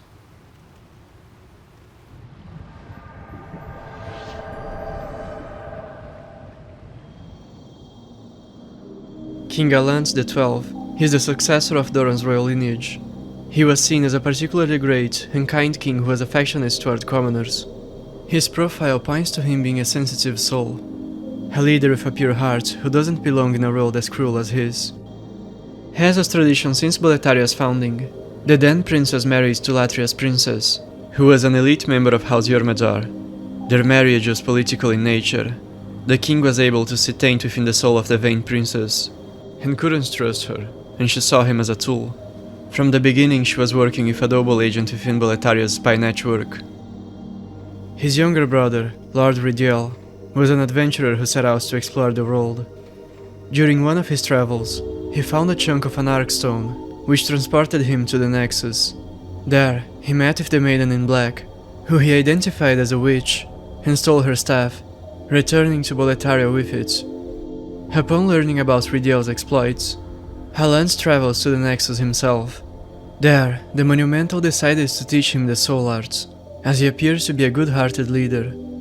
She claims to Allant she believed he could save the world with kindness, that he would bring a new renaissance to mankind, that he was the chosen one. She could see within him resided a gleaming, immaculate soul. She told him she believed humanity was ready to learn the art once more. In truth, her act was a sham. Her true intentions lied somewhere else. When Allant returns to Boletaria, he employs the soul arts to better the lives of his people. Artifacts such as the Ring of Great and Herculean Strength were crafted during his rule, and distributed around Boletaria.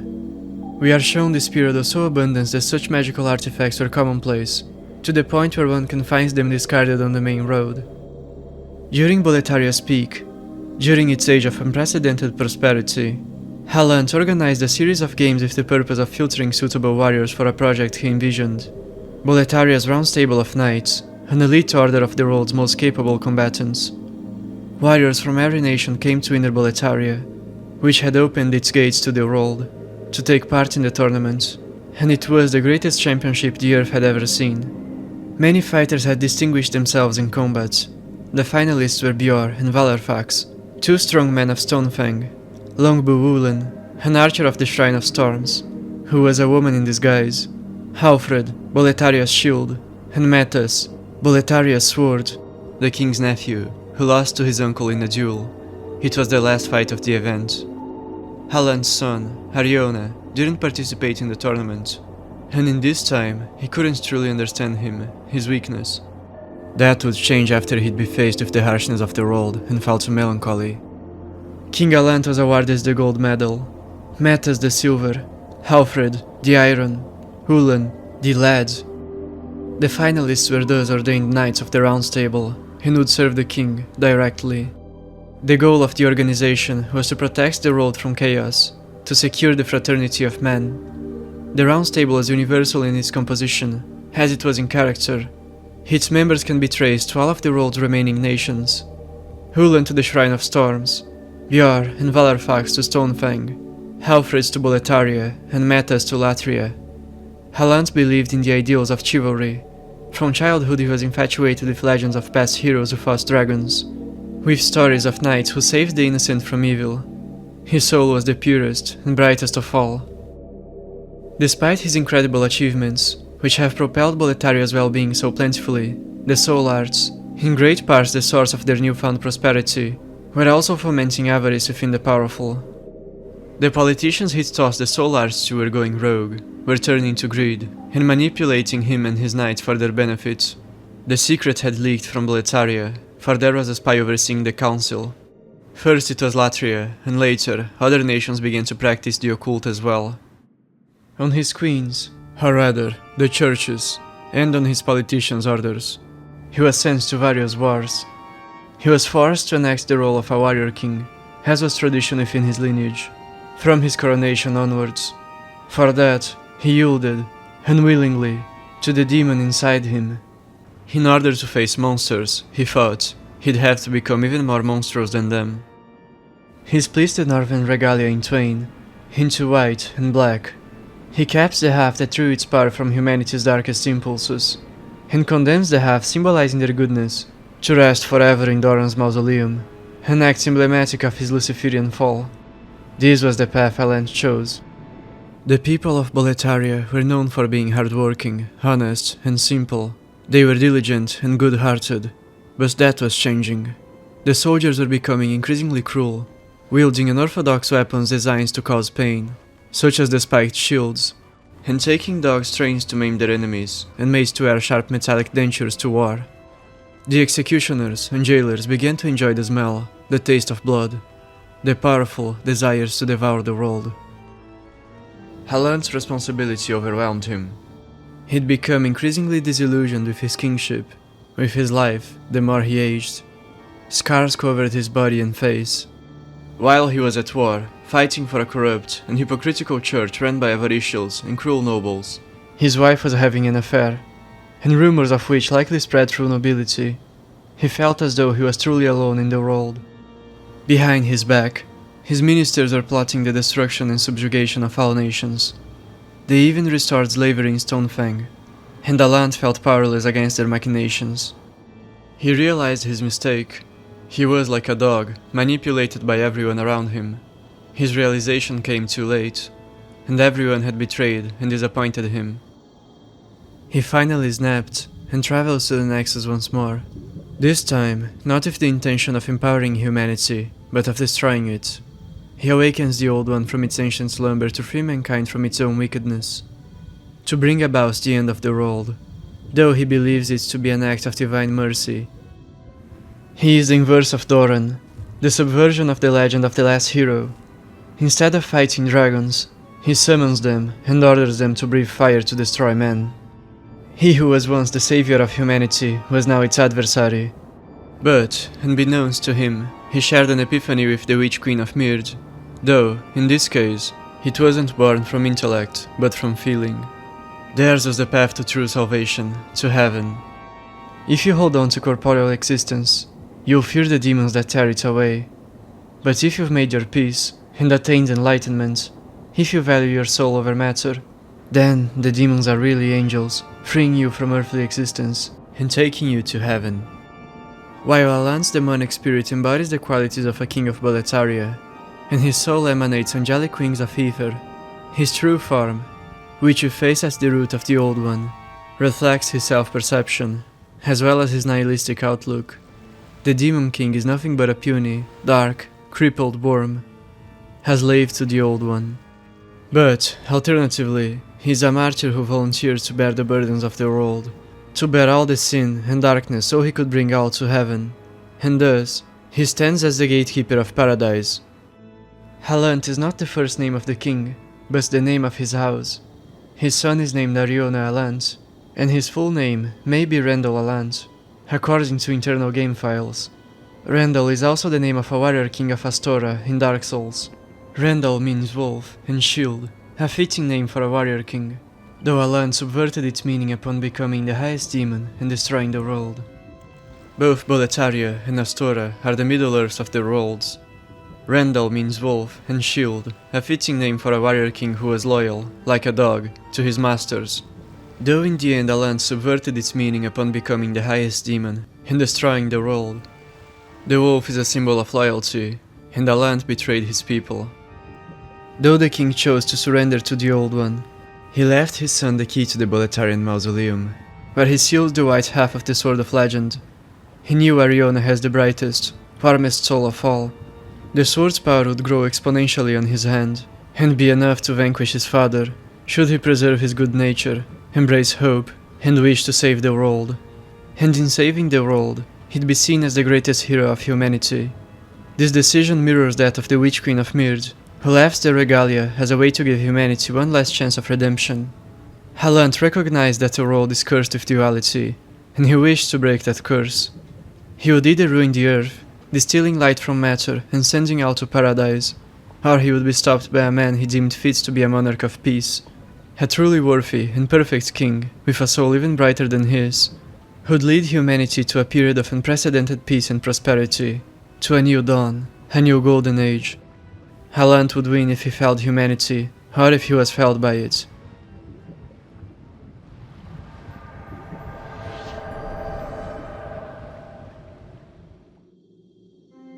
The Maiden in Black was originally the Witch Queen who created the Old One and triggered the First Scourge. She was once the oldest, most dangerous demon, who sucked the souls of men through her witchcraft. After the Old One was banished by Mird, she was punished accordingly. Her soul was sealed, causing her mind to regress to a childlike state, as her eyes were covered with wax, symbolically denying her enlightenment. The eyes are windows to the soul. She was sentenced to eternally tend to the flames of the Nexus as a candle maiden, and daze the future generations of men with her ritual magic, with her domain over souls. She can convert the souls of others into vitality and power, which was what she used to do when she was a demon queen. Choose the Old One awake again. The first and second scourges inversely parallel each other. The first was triggered by a witch queen and ended by a warrior king. The second was triggered by a warrior king and ended by a witch queen. The statues of the Nexus reference the occult motto of as above, so below. A warrior king is above, brandishing a sacred weapon, a soul-trapping weapon, and the witch queen standing upside down, just as the witches which the church captured and killed in Boletaria, as she was defeated by her male opposite. Those statues were built and the Nexus was reformed from a temple which hosts the coven of the Witch Queen. There's a smaller statue near its center depicting her as a shadowy figure, one of the preferred resting spots of the Maiden in Black. Into the prison for the Old One and the rehabilitated witches, now monumentals, and Queen, now the Candle Maiden. Her function as a Candle Maiden of the Nexus also has the symbolic significance of her being the one who keeps the whole world alive. As she keeps the flames of the Nexus lit, souls are light, and life depends upon souls. This is, of course, an inversion of her actions as the Witch Queen. She wished to blow out the candle of humanity. The Maiden in Black is the hidden heroine of the story, a redeemed demon, just as Allant represents the fallen saintly warrior, whose symbolic ancestor is the god king who defeated the witch, and his wife was a Urmedarian queen, like her distant descendant, the Witch Queen of Astraea. Or, one could think, Allant is a true hero, and the Mirden queen, who was reduced to a mindless doll, is enacting the will of a foolish man who can't let go of the roles to find heaven.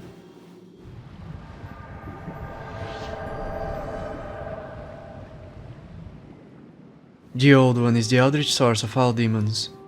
It is like the raw energy of nature manifested as a dragon, as the beast of the apocalypse, which was summoned, or rather, created, by the Witch Queen.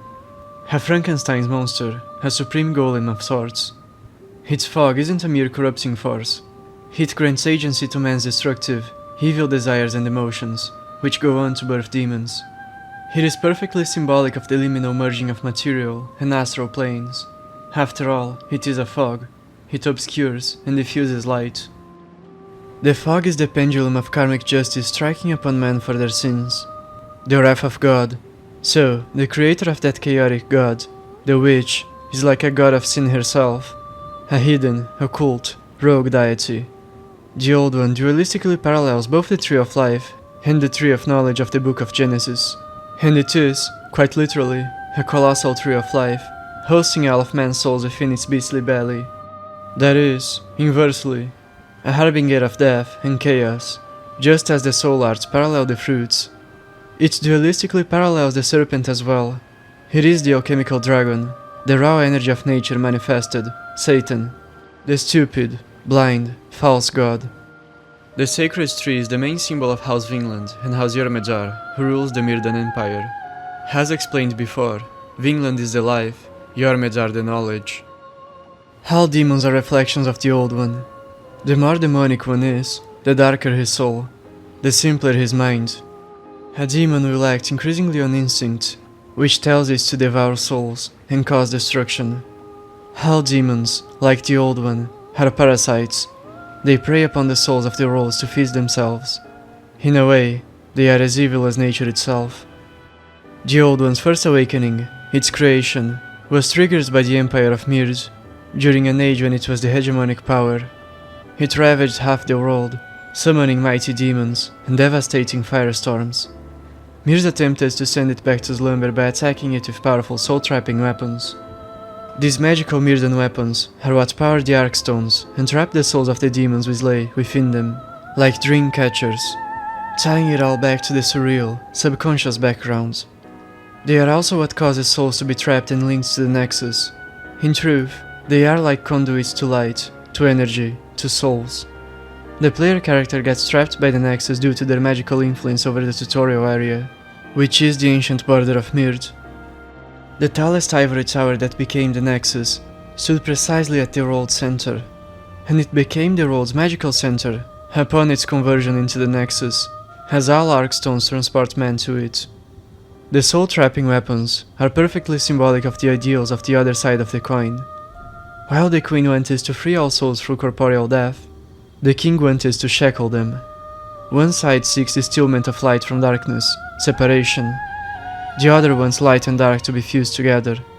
The Northern Regalia being the weapon of Doran, the king who mended the world, is emblematic of that as well, just as its splitting by Allant, who wished to rupture the world once more. Allant left the white half in Doran's mausoleum, and took the black for himself, just as the Old One hosts the brightness of humanity within itself, but casts its shadow to the outside. Once the Old One was defeated, the Monumentals removed a chunk of the world from the physical plane and sealed it within a dreamlike astral realm. The Old One rests at the bottom of the realm, surrounded by Mird's ashes. Within the belly of the beast lies Paradise, a realm of pure light, freed from the darkness of matter. Though the Old One fed upon the souls of humanity, and subconsciously, instinctually employs demons to feed itself, it was all for the sake of the greater good in the end. Even if the beast merely wanted to feed itself, to force a conflict of light against darkness is to rupture the paradox, the shackle which binds all life on Earth. Men were confronted with the blackest shadows, and, as a result, taken to the brightest light, to a Garden of Eden. Beaches are symbolic of the transition from the world of matter to the world of the soul. Thus, the Old One rests at one. The Maiden in Black treats the Old One as her pet, and, in a way, that's what it is, her mindless golem. It may, at first, have been built as a mere human effigy, though it was cursed by the wish to feel eternally void, infinitely lacking, and thus, doomed to eat the world in search of fulfillment. A curse that is simply an extrapolation of man's own nature, of the nature of all living beings. As Saint Urbain describes it, the Old One is like a poor, hungry child. In a way, it is the supreme and ultimate martyr of demon souls, the supreme demon, the darkest and most impure of all, the only being excluded from paradise, but the purest. As pure as a puppy or a human infant, as pure as man before the fall, as pure as Saint Astraea or King Allant the 12th, and through its chained existence, it saved everyone. After all is ruined, and all life is found within its belly, it will slumber, never to wake again, and light will have been fully split from darkness.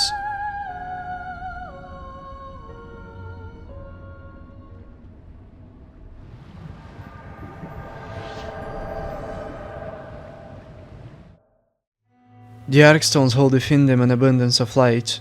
They are links to the inhabitants of the locations they host, or rather, to the memories, to the egregores, to the ideas of the locations themselves. They are literally and figuratively emblems of the nations of the world, and serve as magic gates to them. When a nation is destroyed, so is its Archstone. The Archstone which hosted the land of the Northern Giants broke down because of the war of the Church of God against the tribe. The North was invaded by Boletaria through the very Nexus, through the world's Tower of Peace and Unity. The Church was subverting its function, breaking universal law, and walking towards darkness.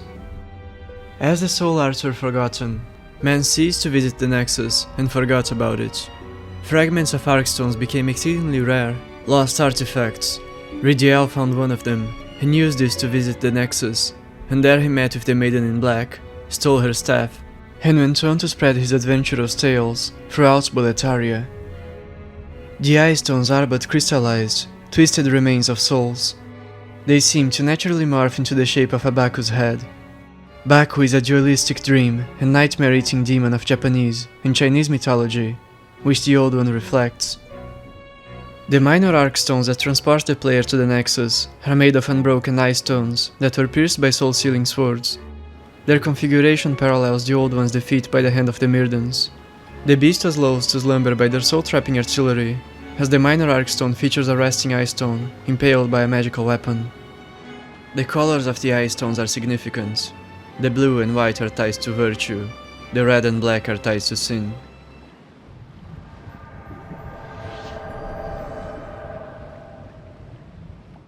The overlapping squares are symbols of Mird.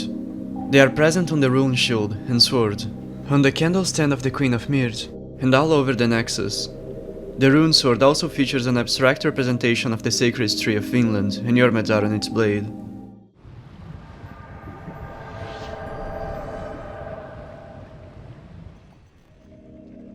The various upgrade materials of Demon Souls are a microcosm of its world. They follow its logic. They attain the qualities of the astral elements, of the ideas which they interact with. Thus, the Ores of Latria have incorporated qualities of the mercury which the Latrians use for their alchemical endeavors, their potions and poisons, and became mercury stones.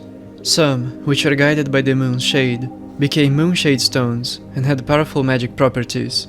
The Ores of Stonefang are either raw, not affecting a weapon's scaling and merely reinforcing it, like the miners which mine them, or flaming, like the dragons whose bones hide within the caves, and lava being an expression of chaos, of the raw energy of nature, removes all scaling from a weapon. The Cloud Stones from the Shrine of Storms, which the Shadow Man believed originates from the sky, absorbs the diffused lights that pass through the thick clouds, and thus acquires the properties of cloud itself, diffusing light, that is, increasing the magic negation of shields, and so on.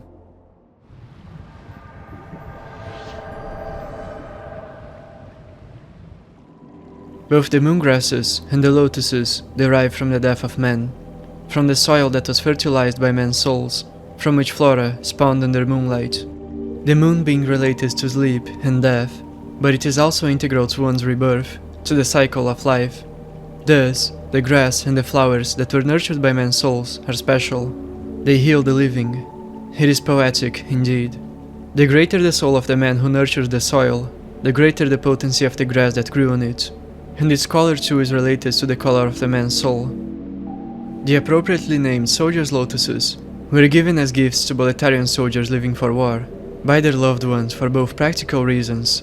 They do help to mend wounds, to stop one's bleeding, and symbolic ones, to wish them good fortune in battle, to say to them, please, come back safely, and also, inversely, as a symbol of rebirth. Their deaths in battle would help create new life, nurture new flowers. Due to the influx of dead bodies into the Valley of Defilement, many of whom belongs to Boletarian soldiers, plenty of lotuses can be found in the area. Through the powers of the fog, some lotuses turned into jellyfish-like demons, coveting after men's flesh and souls.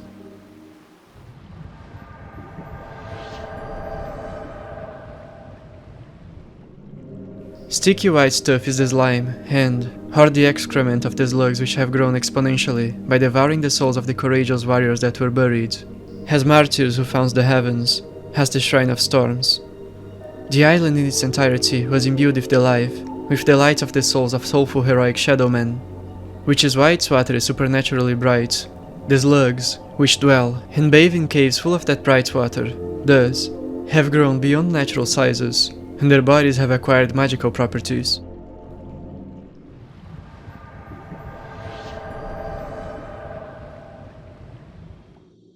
Souls are ethereal light, thoughts, feelings, ideas, memories, life. Darkness is the opposite. It is empty.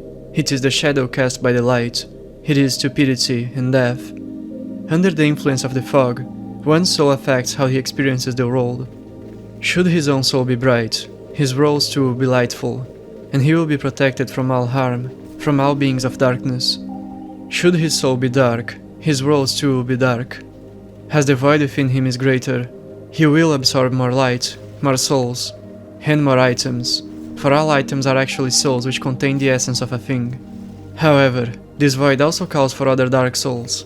It calls for dark spirits, and its leeching property will also increase the damage taken by him. Death causes loss of soul, loss of self, drifting the rolls to black tendency.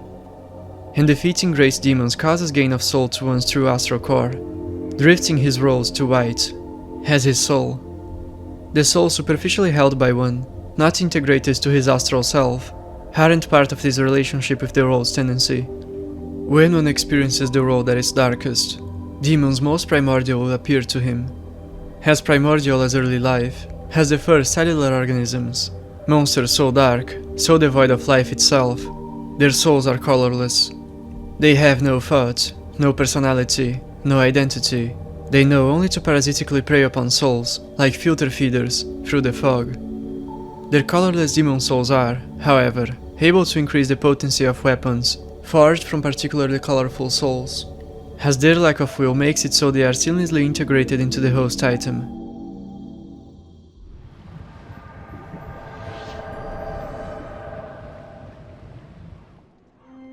Even among Boletaria's cruel executioners, Miralda stood out for her sadism. She killed so many men, her strength enabled her to wield a giant axe with one hand. Her soothing, beautiful voice was made to reflect her inner self by the powers of the fog. The Old One exposed her demonic nature, as he exposes the nature of all men, by opening the curtains to their minds and souls.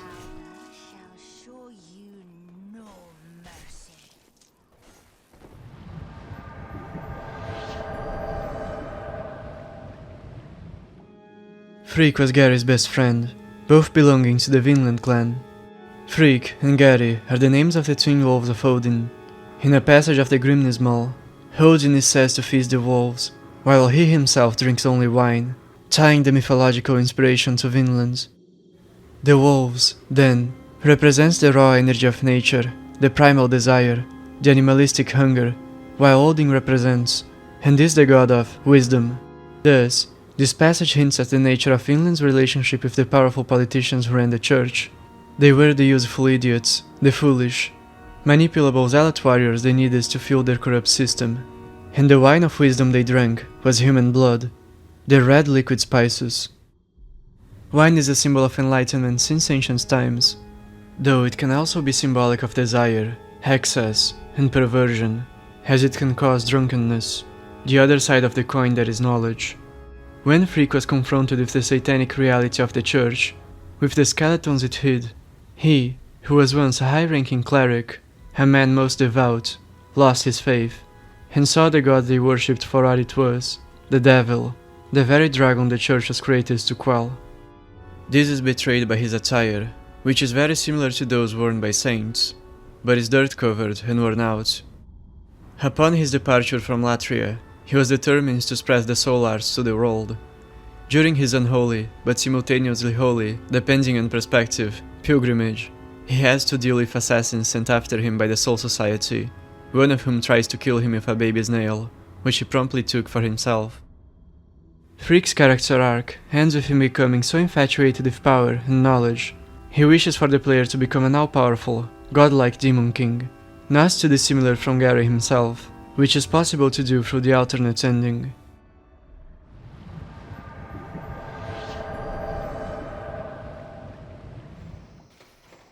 Rydell, much in the spirit of his lineage of warriors, inspired by Doran, the secretly Shadowman symbolic ancestor of theirs, and thus, by Shadowman customs of willingly, courageously facing death in battle, was a brave adventurer. His rat rings are emblematic of his cleverness and reckless bravery. They enhance his strength and defense when he's wounded, facing death. His nickname was Little Allant, or Errant Allant, for he was Allant's younger brother. He was an absent father, for he had little time to be with his son. He was always in search of adventure, but that meant his son has to be raised by Latrian royals, and Mathas's nurture made him an archontic monster.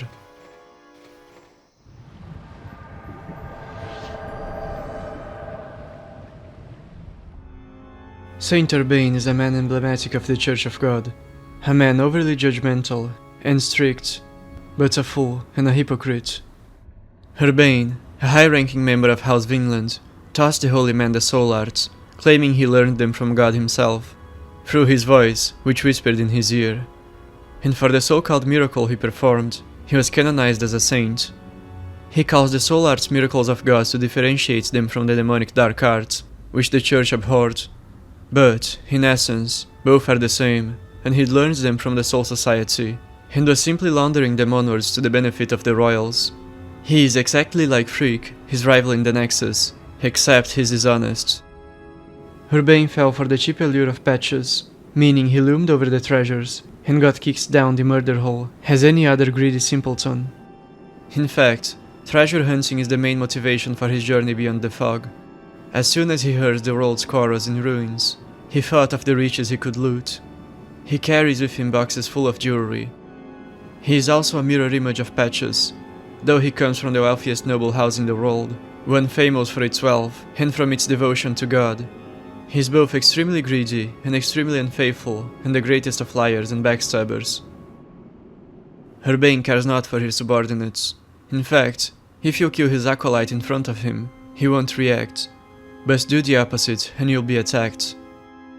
The attire worn by him, named Saint Robe, is fashioned after the White Dove, a symbol of Latria and the Church, a symbol that is featured on the banners of Boletaria, representing Latria. Mird used this symbol as well. The dark silver set is modeled after the dove.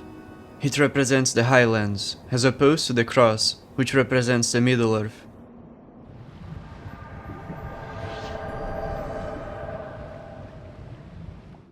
Patches' face looks like a Bacchus head to show how demonic he is.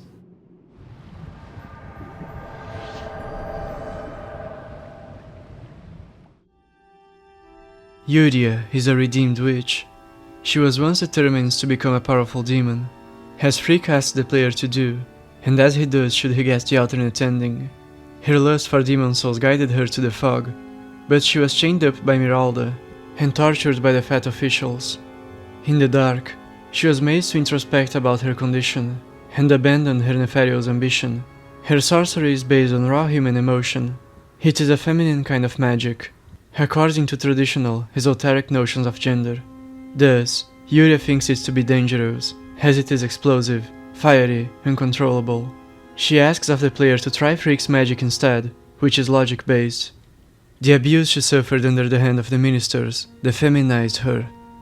She was too extreme to one side before, and her trauma made her embrace the other extreme. It was her mother who instructed her on the soul arts from an early age. They were of poor origin, and likely wished to heal the sick and wounded through it, to alleviate their suffering.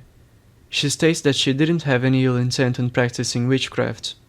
But as she and her mother were branded witches by the church, her mother was hunted down, while she managed to escape, and she went on to become the demon they claim she was. Her sorcery, which was once warm and soothing, a relief to the meek, had become chaotic and vengeful, like the wrath of God itself. As is above, so is below. Her soul has darkened. Paradoxically, though she knows she had the best of intentions by studying the arts at first, she later believed them to be malicious by nature, for she was traumatized and failed to see reason, and decided to believe in the words of the priest who denounced her, saying that practicing the arts causes corruption inherently. And the same is true for her femininity, which was expressed in her manifestation of the soul arts. Her having fallen prey to corruption certainly contributed to her notion, making her think they must have been evil all along.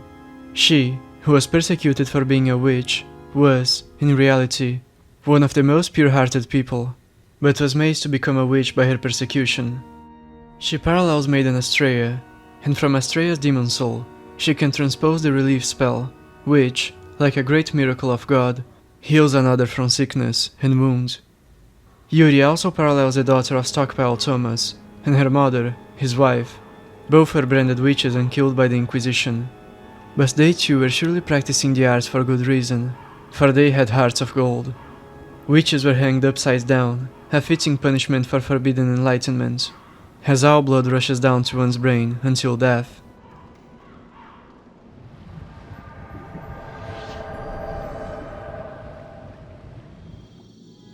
Mephistopheles is one of the highest-ranking members of Latria's occult soul society.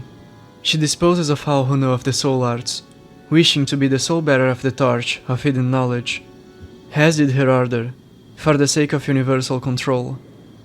As her name suggests, her bargains are Faustian in nature, and may end with her death by her hands. After all, you two know of the arts, and this does her competition. The EP rapier, the favored weapon of Latvian occultists, is imbued with the same magical flame that reduced Mird to ash.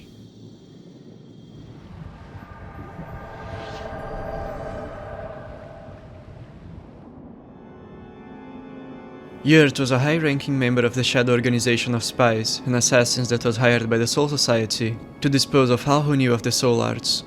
The organization had its roots in Boletaria, and so it was that even the opportunists, the schemers and agents of darkness among the Boletarians, were used as tools by the Latvians. That is the relation between the Middle-earth and the Highlands. The gloom set is covered in symbols of old Boletaria. The horns are thorny like the blade of the Storm Ruler, the legendary sword wielded by Boletaria's symbolic founding father. Throughout the set are present the twin lines, which seem to be an abstract depiction of the twin dragons, painted on a purple background that represented the ancient Boletarian royal family.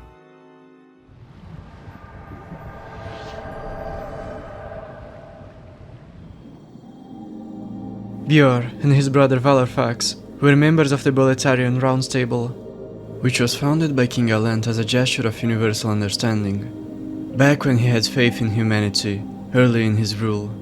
The twins mirror the blacksmith twins Ed and Baldwin. Their epitaph, Twin Fangs, refers to their Stonefangian origin, to them being twin brothers, and it esoterically traces a connection with the ancient Middle-earth, with the old royal family that used as its emblem the twin dragons. Bjorn lived in Boletaria and was oblivious to the evil that would later infect his own nation of Stonefang. He didn't know his people were being enslaved once more. He would never suspect the great Boletaria to be behind it, nor the gentle King Allant to allow it. Bjorn defeats the Penetrator demon, a member of his own order, though he fails to recognize him as Metas in his demonic form. It is a symbolic confrontation of the poorest against the richest, of the simple-minded, brave, pure-hearted knight against the perverted, sadistic knight of Latria. Just as Ariona, a pure-hearted fool, believed Dulan to be a man, he couldn't tell the twins apart and thought it was Bjorn who crossed the fog and disappeared instead of Valorfax.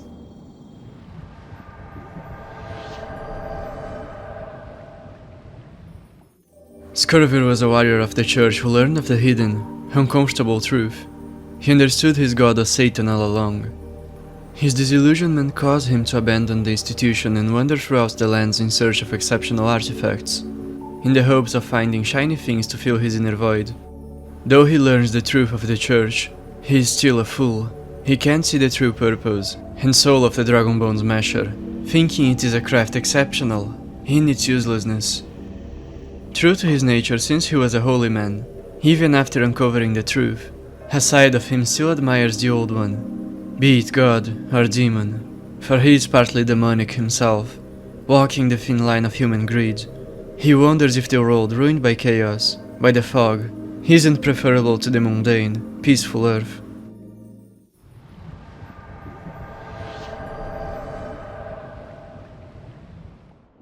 Satsuki is a master swordsman who seeks the Makoto, a legendary sword which he believes to be the finest blade of them all.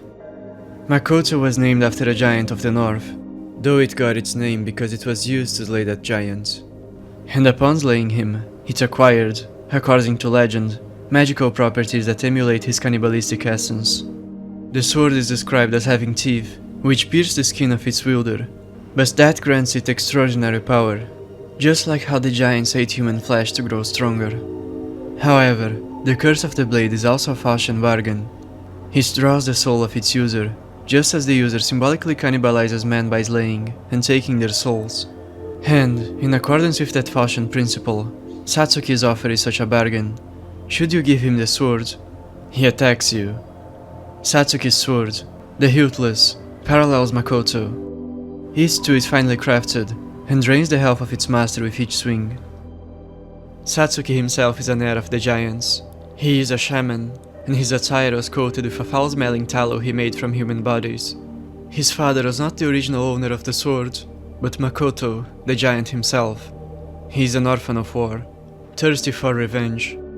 This sword is, truly, a keepsake of his father, just not in the way it seems at first.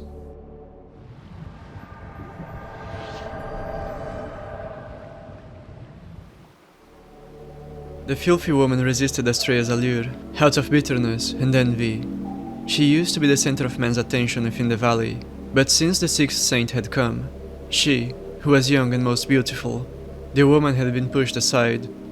As the inhabitants gave up their souls to their savior, they became more violent and began to capture all sane men they could find to offer their souls to the Archdemon, and the woman's child was among the people they sacrificed. She would never accept the loss of her child, and pretended, or thought, she was still with her in denial. She never ceased to beg in the name of her child, even after the kidnapping, be it out of madness or shamelessness.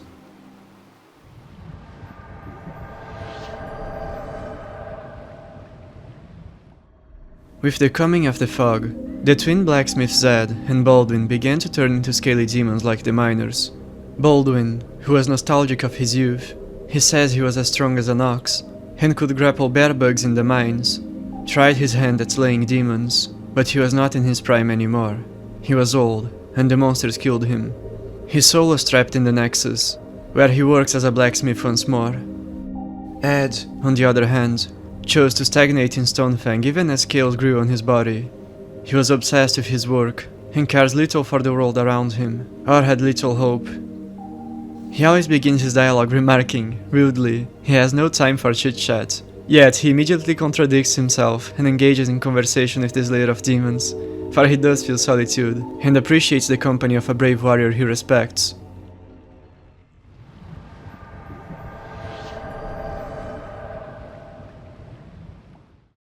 The crestfallen warrior claims that it was the Monumentals who must have awoken the Old One on a whim, not King Allant. Though the theory may have been voiced by his insecurity, he knew not of its terrifying veracity.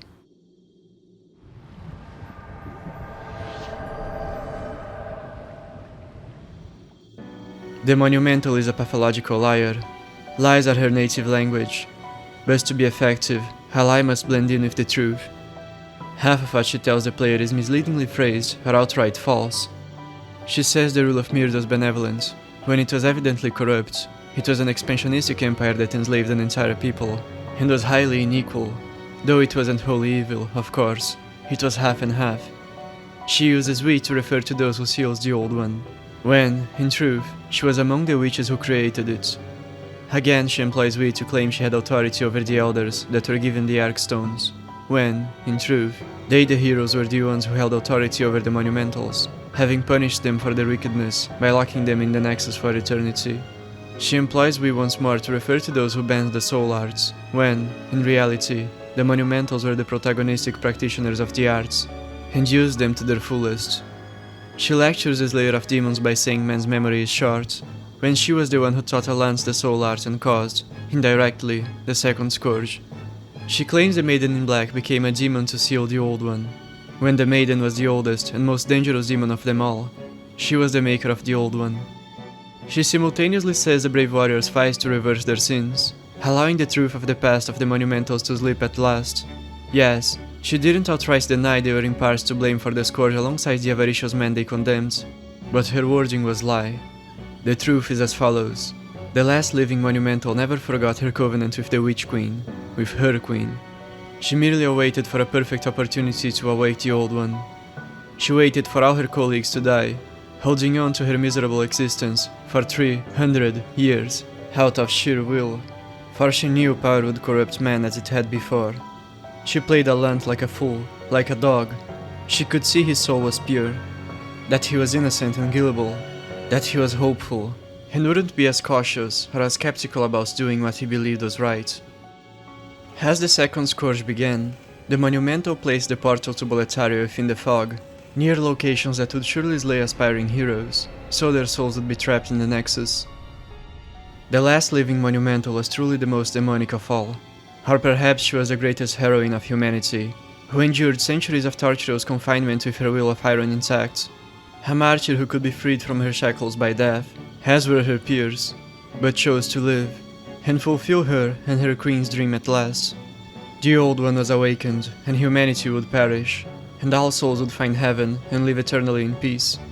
The witches of Mird had uncovered the law of entropy, and laid bare human nature, for as is above, so is below.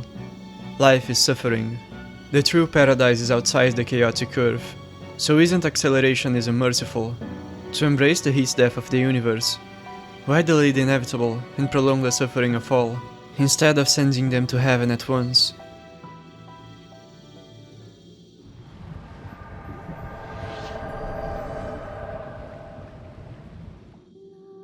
Ostrava of Boletaria, or rather, Prince Ariona Allant, is the son of King Allant XII.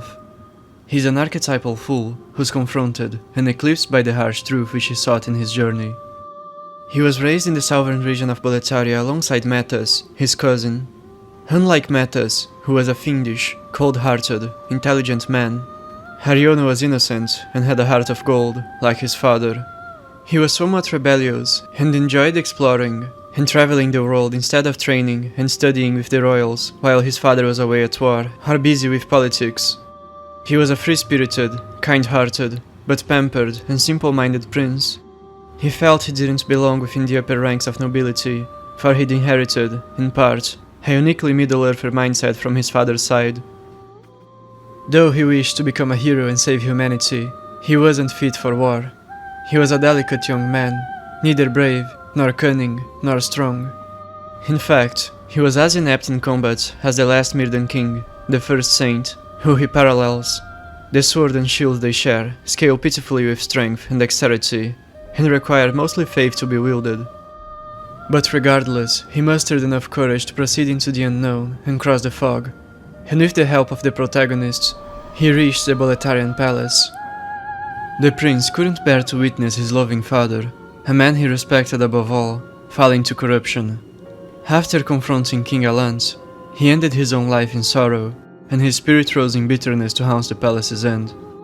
His soul, which was once as bright as the sun, had been tainted by darkness, and so, even if he wished, he wouldn't be able to pull the soul brands anymore, even though, before, the sword's power would make him mightier than any demon, elevating him from a weakling to hero, and sent in his place his friend, who he trusted the world upon. Like the last king of Mird, who wielded the same sword and shield as Ariona, his heart was too pure, his soul too bright, and he couldn't endure to face the cruelest betrayal by the person he loved most.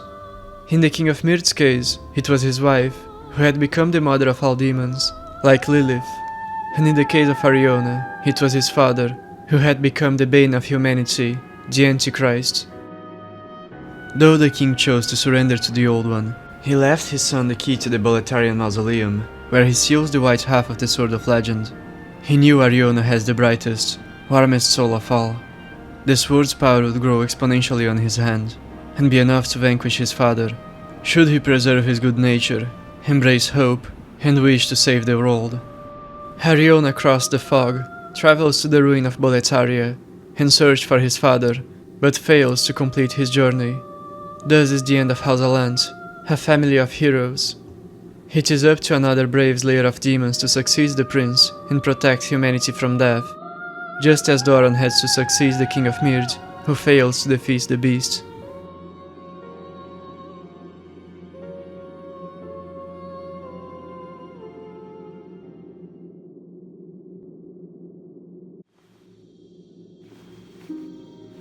And this is the end of this video. Thank you for watching. Demon Souls is beyond special to me. I hope this video deepens your appreciation of this magnificent work of art. I have made a Discord server exclusive to my supporters, to both members of my YouTube channel, as well as to subscribers of my Patreon. I hope to see some of you there. Oh, and by supporting me, you also get access to a Substack-like blog in which I post esoterically oriented analysis of literature, movies, music clips, and other games, as well as articles about philosophy, religion, and occult symbolism.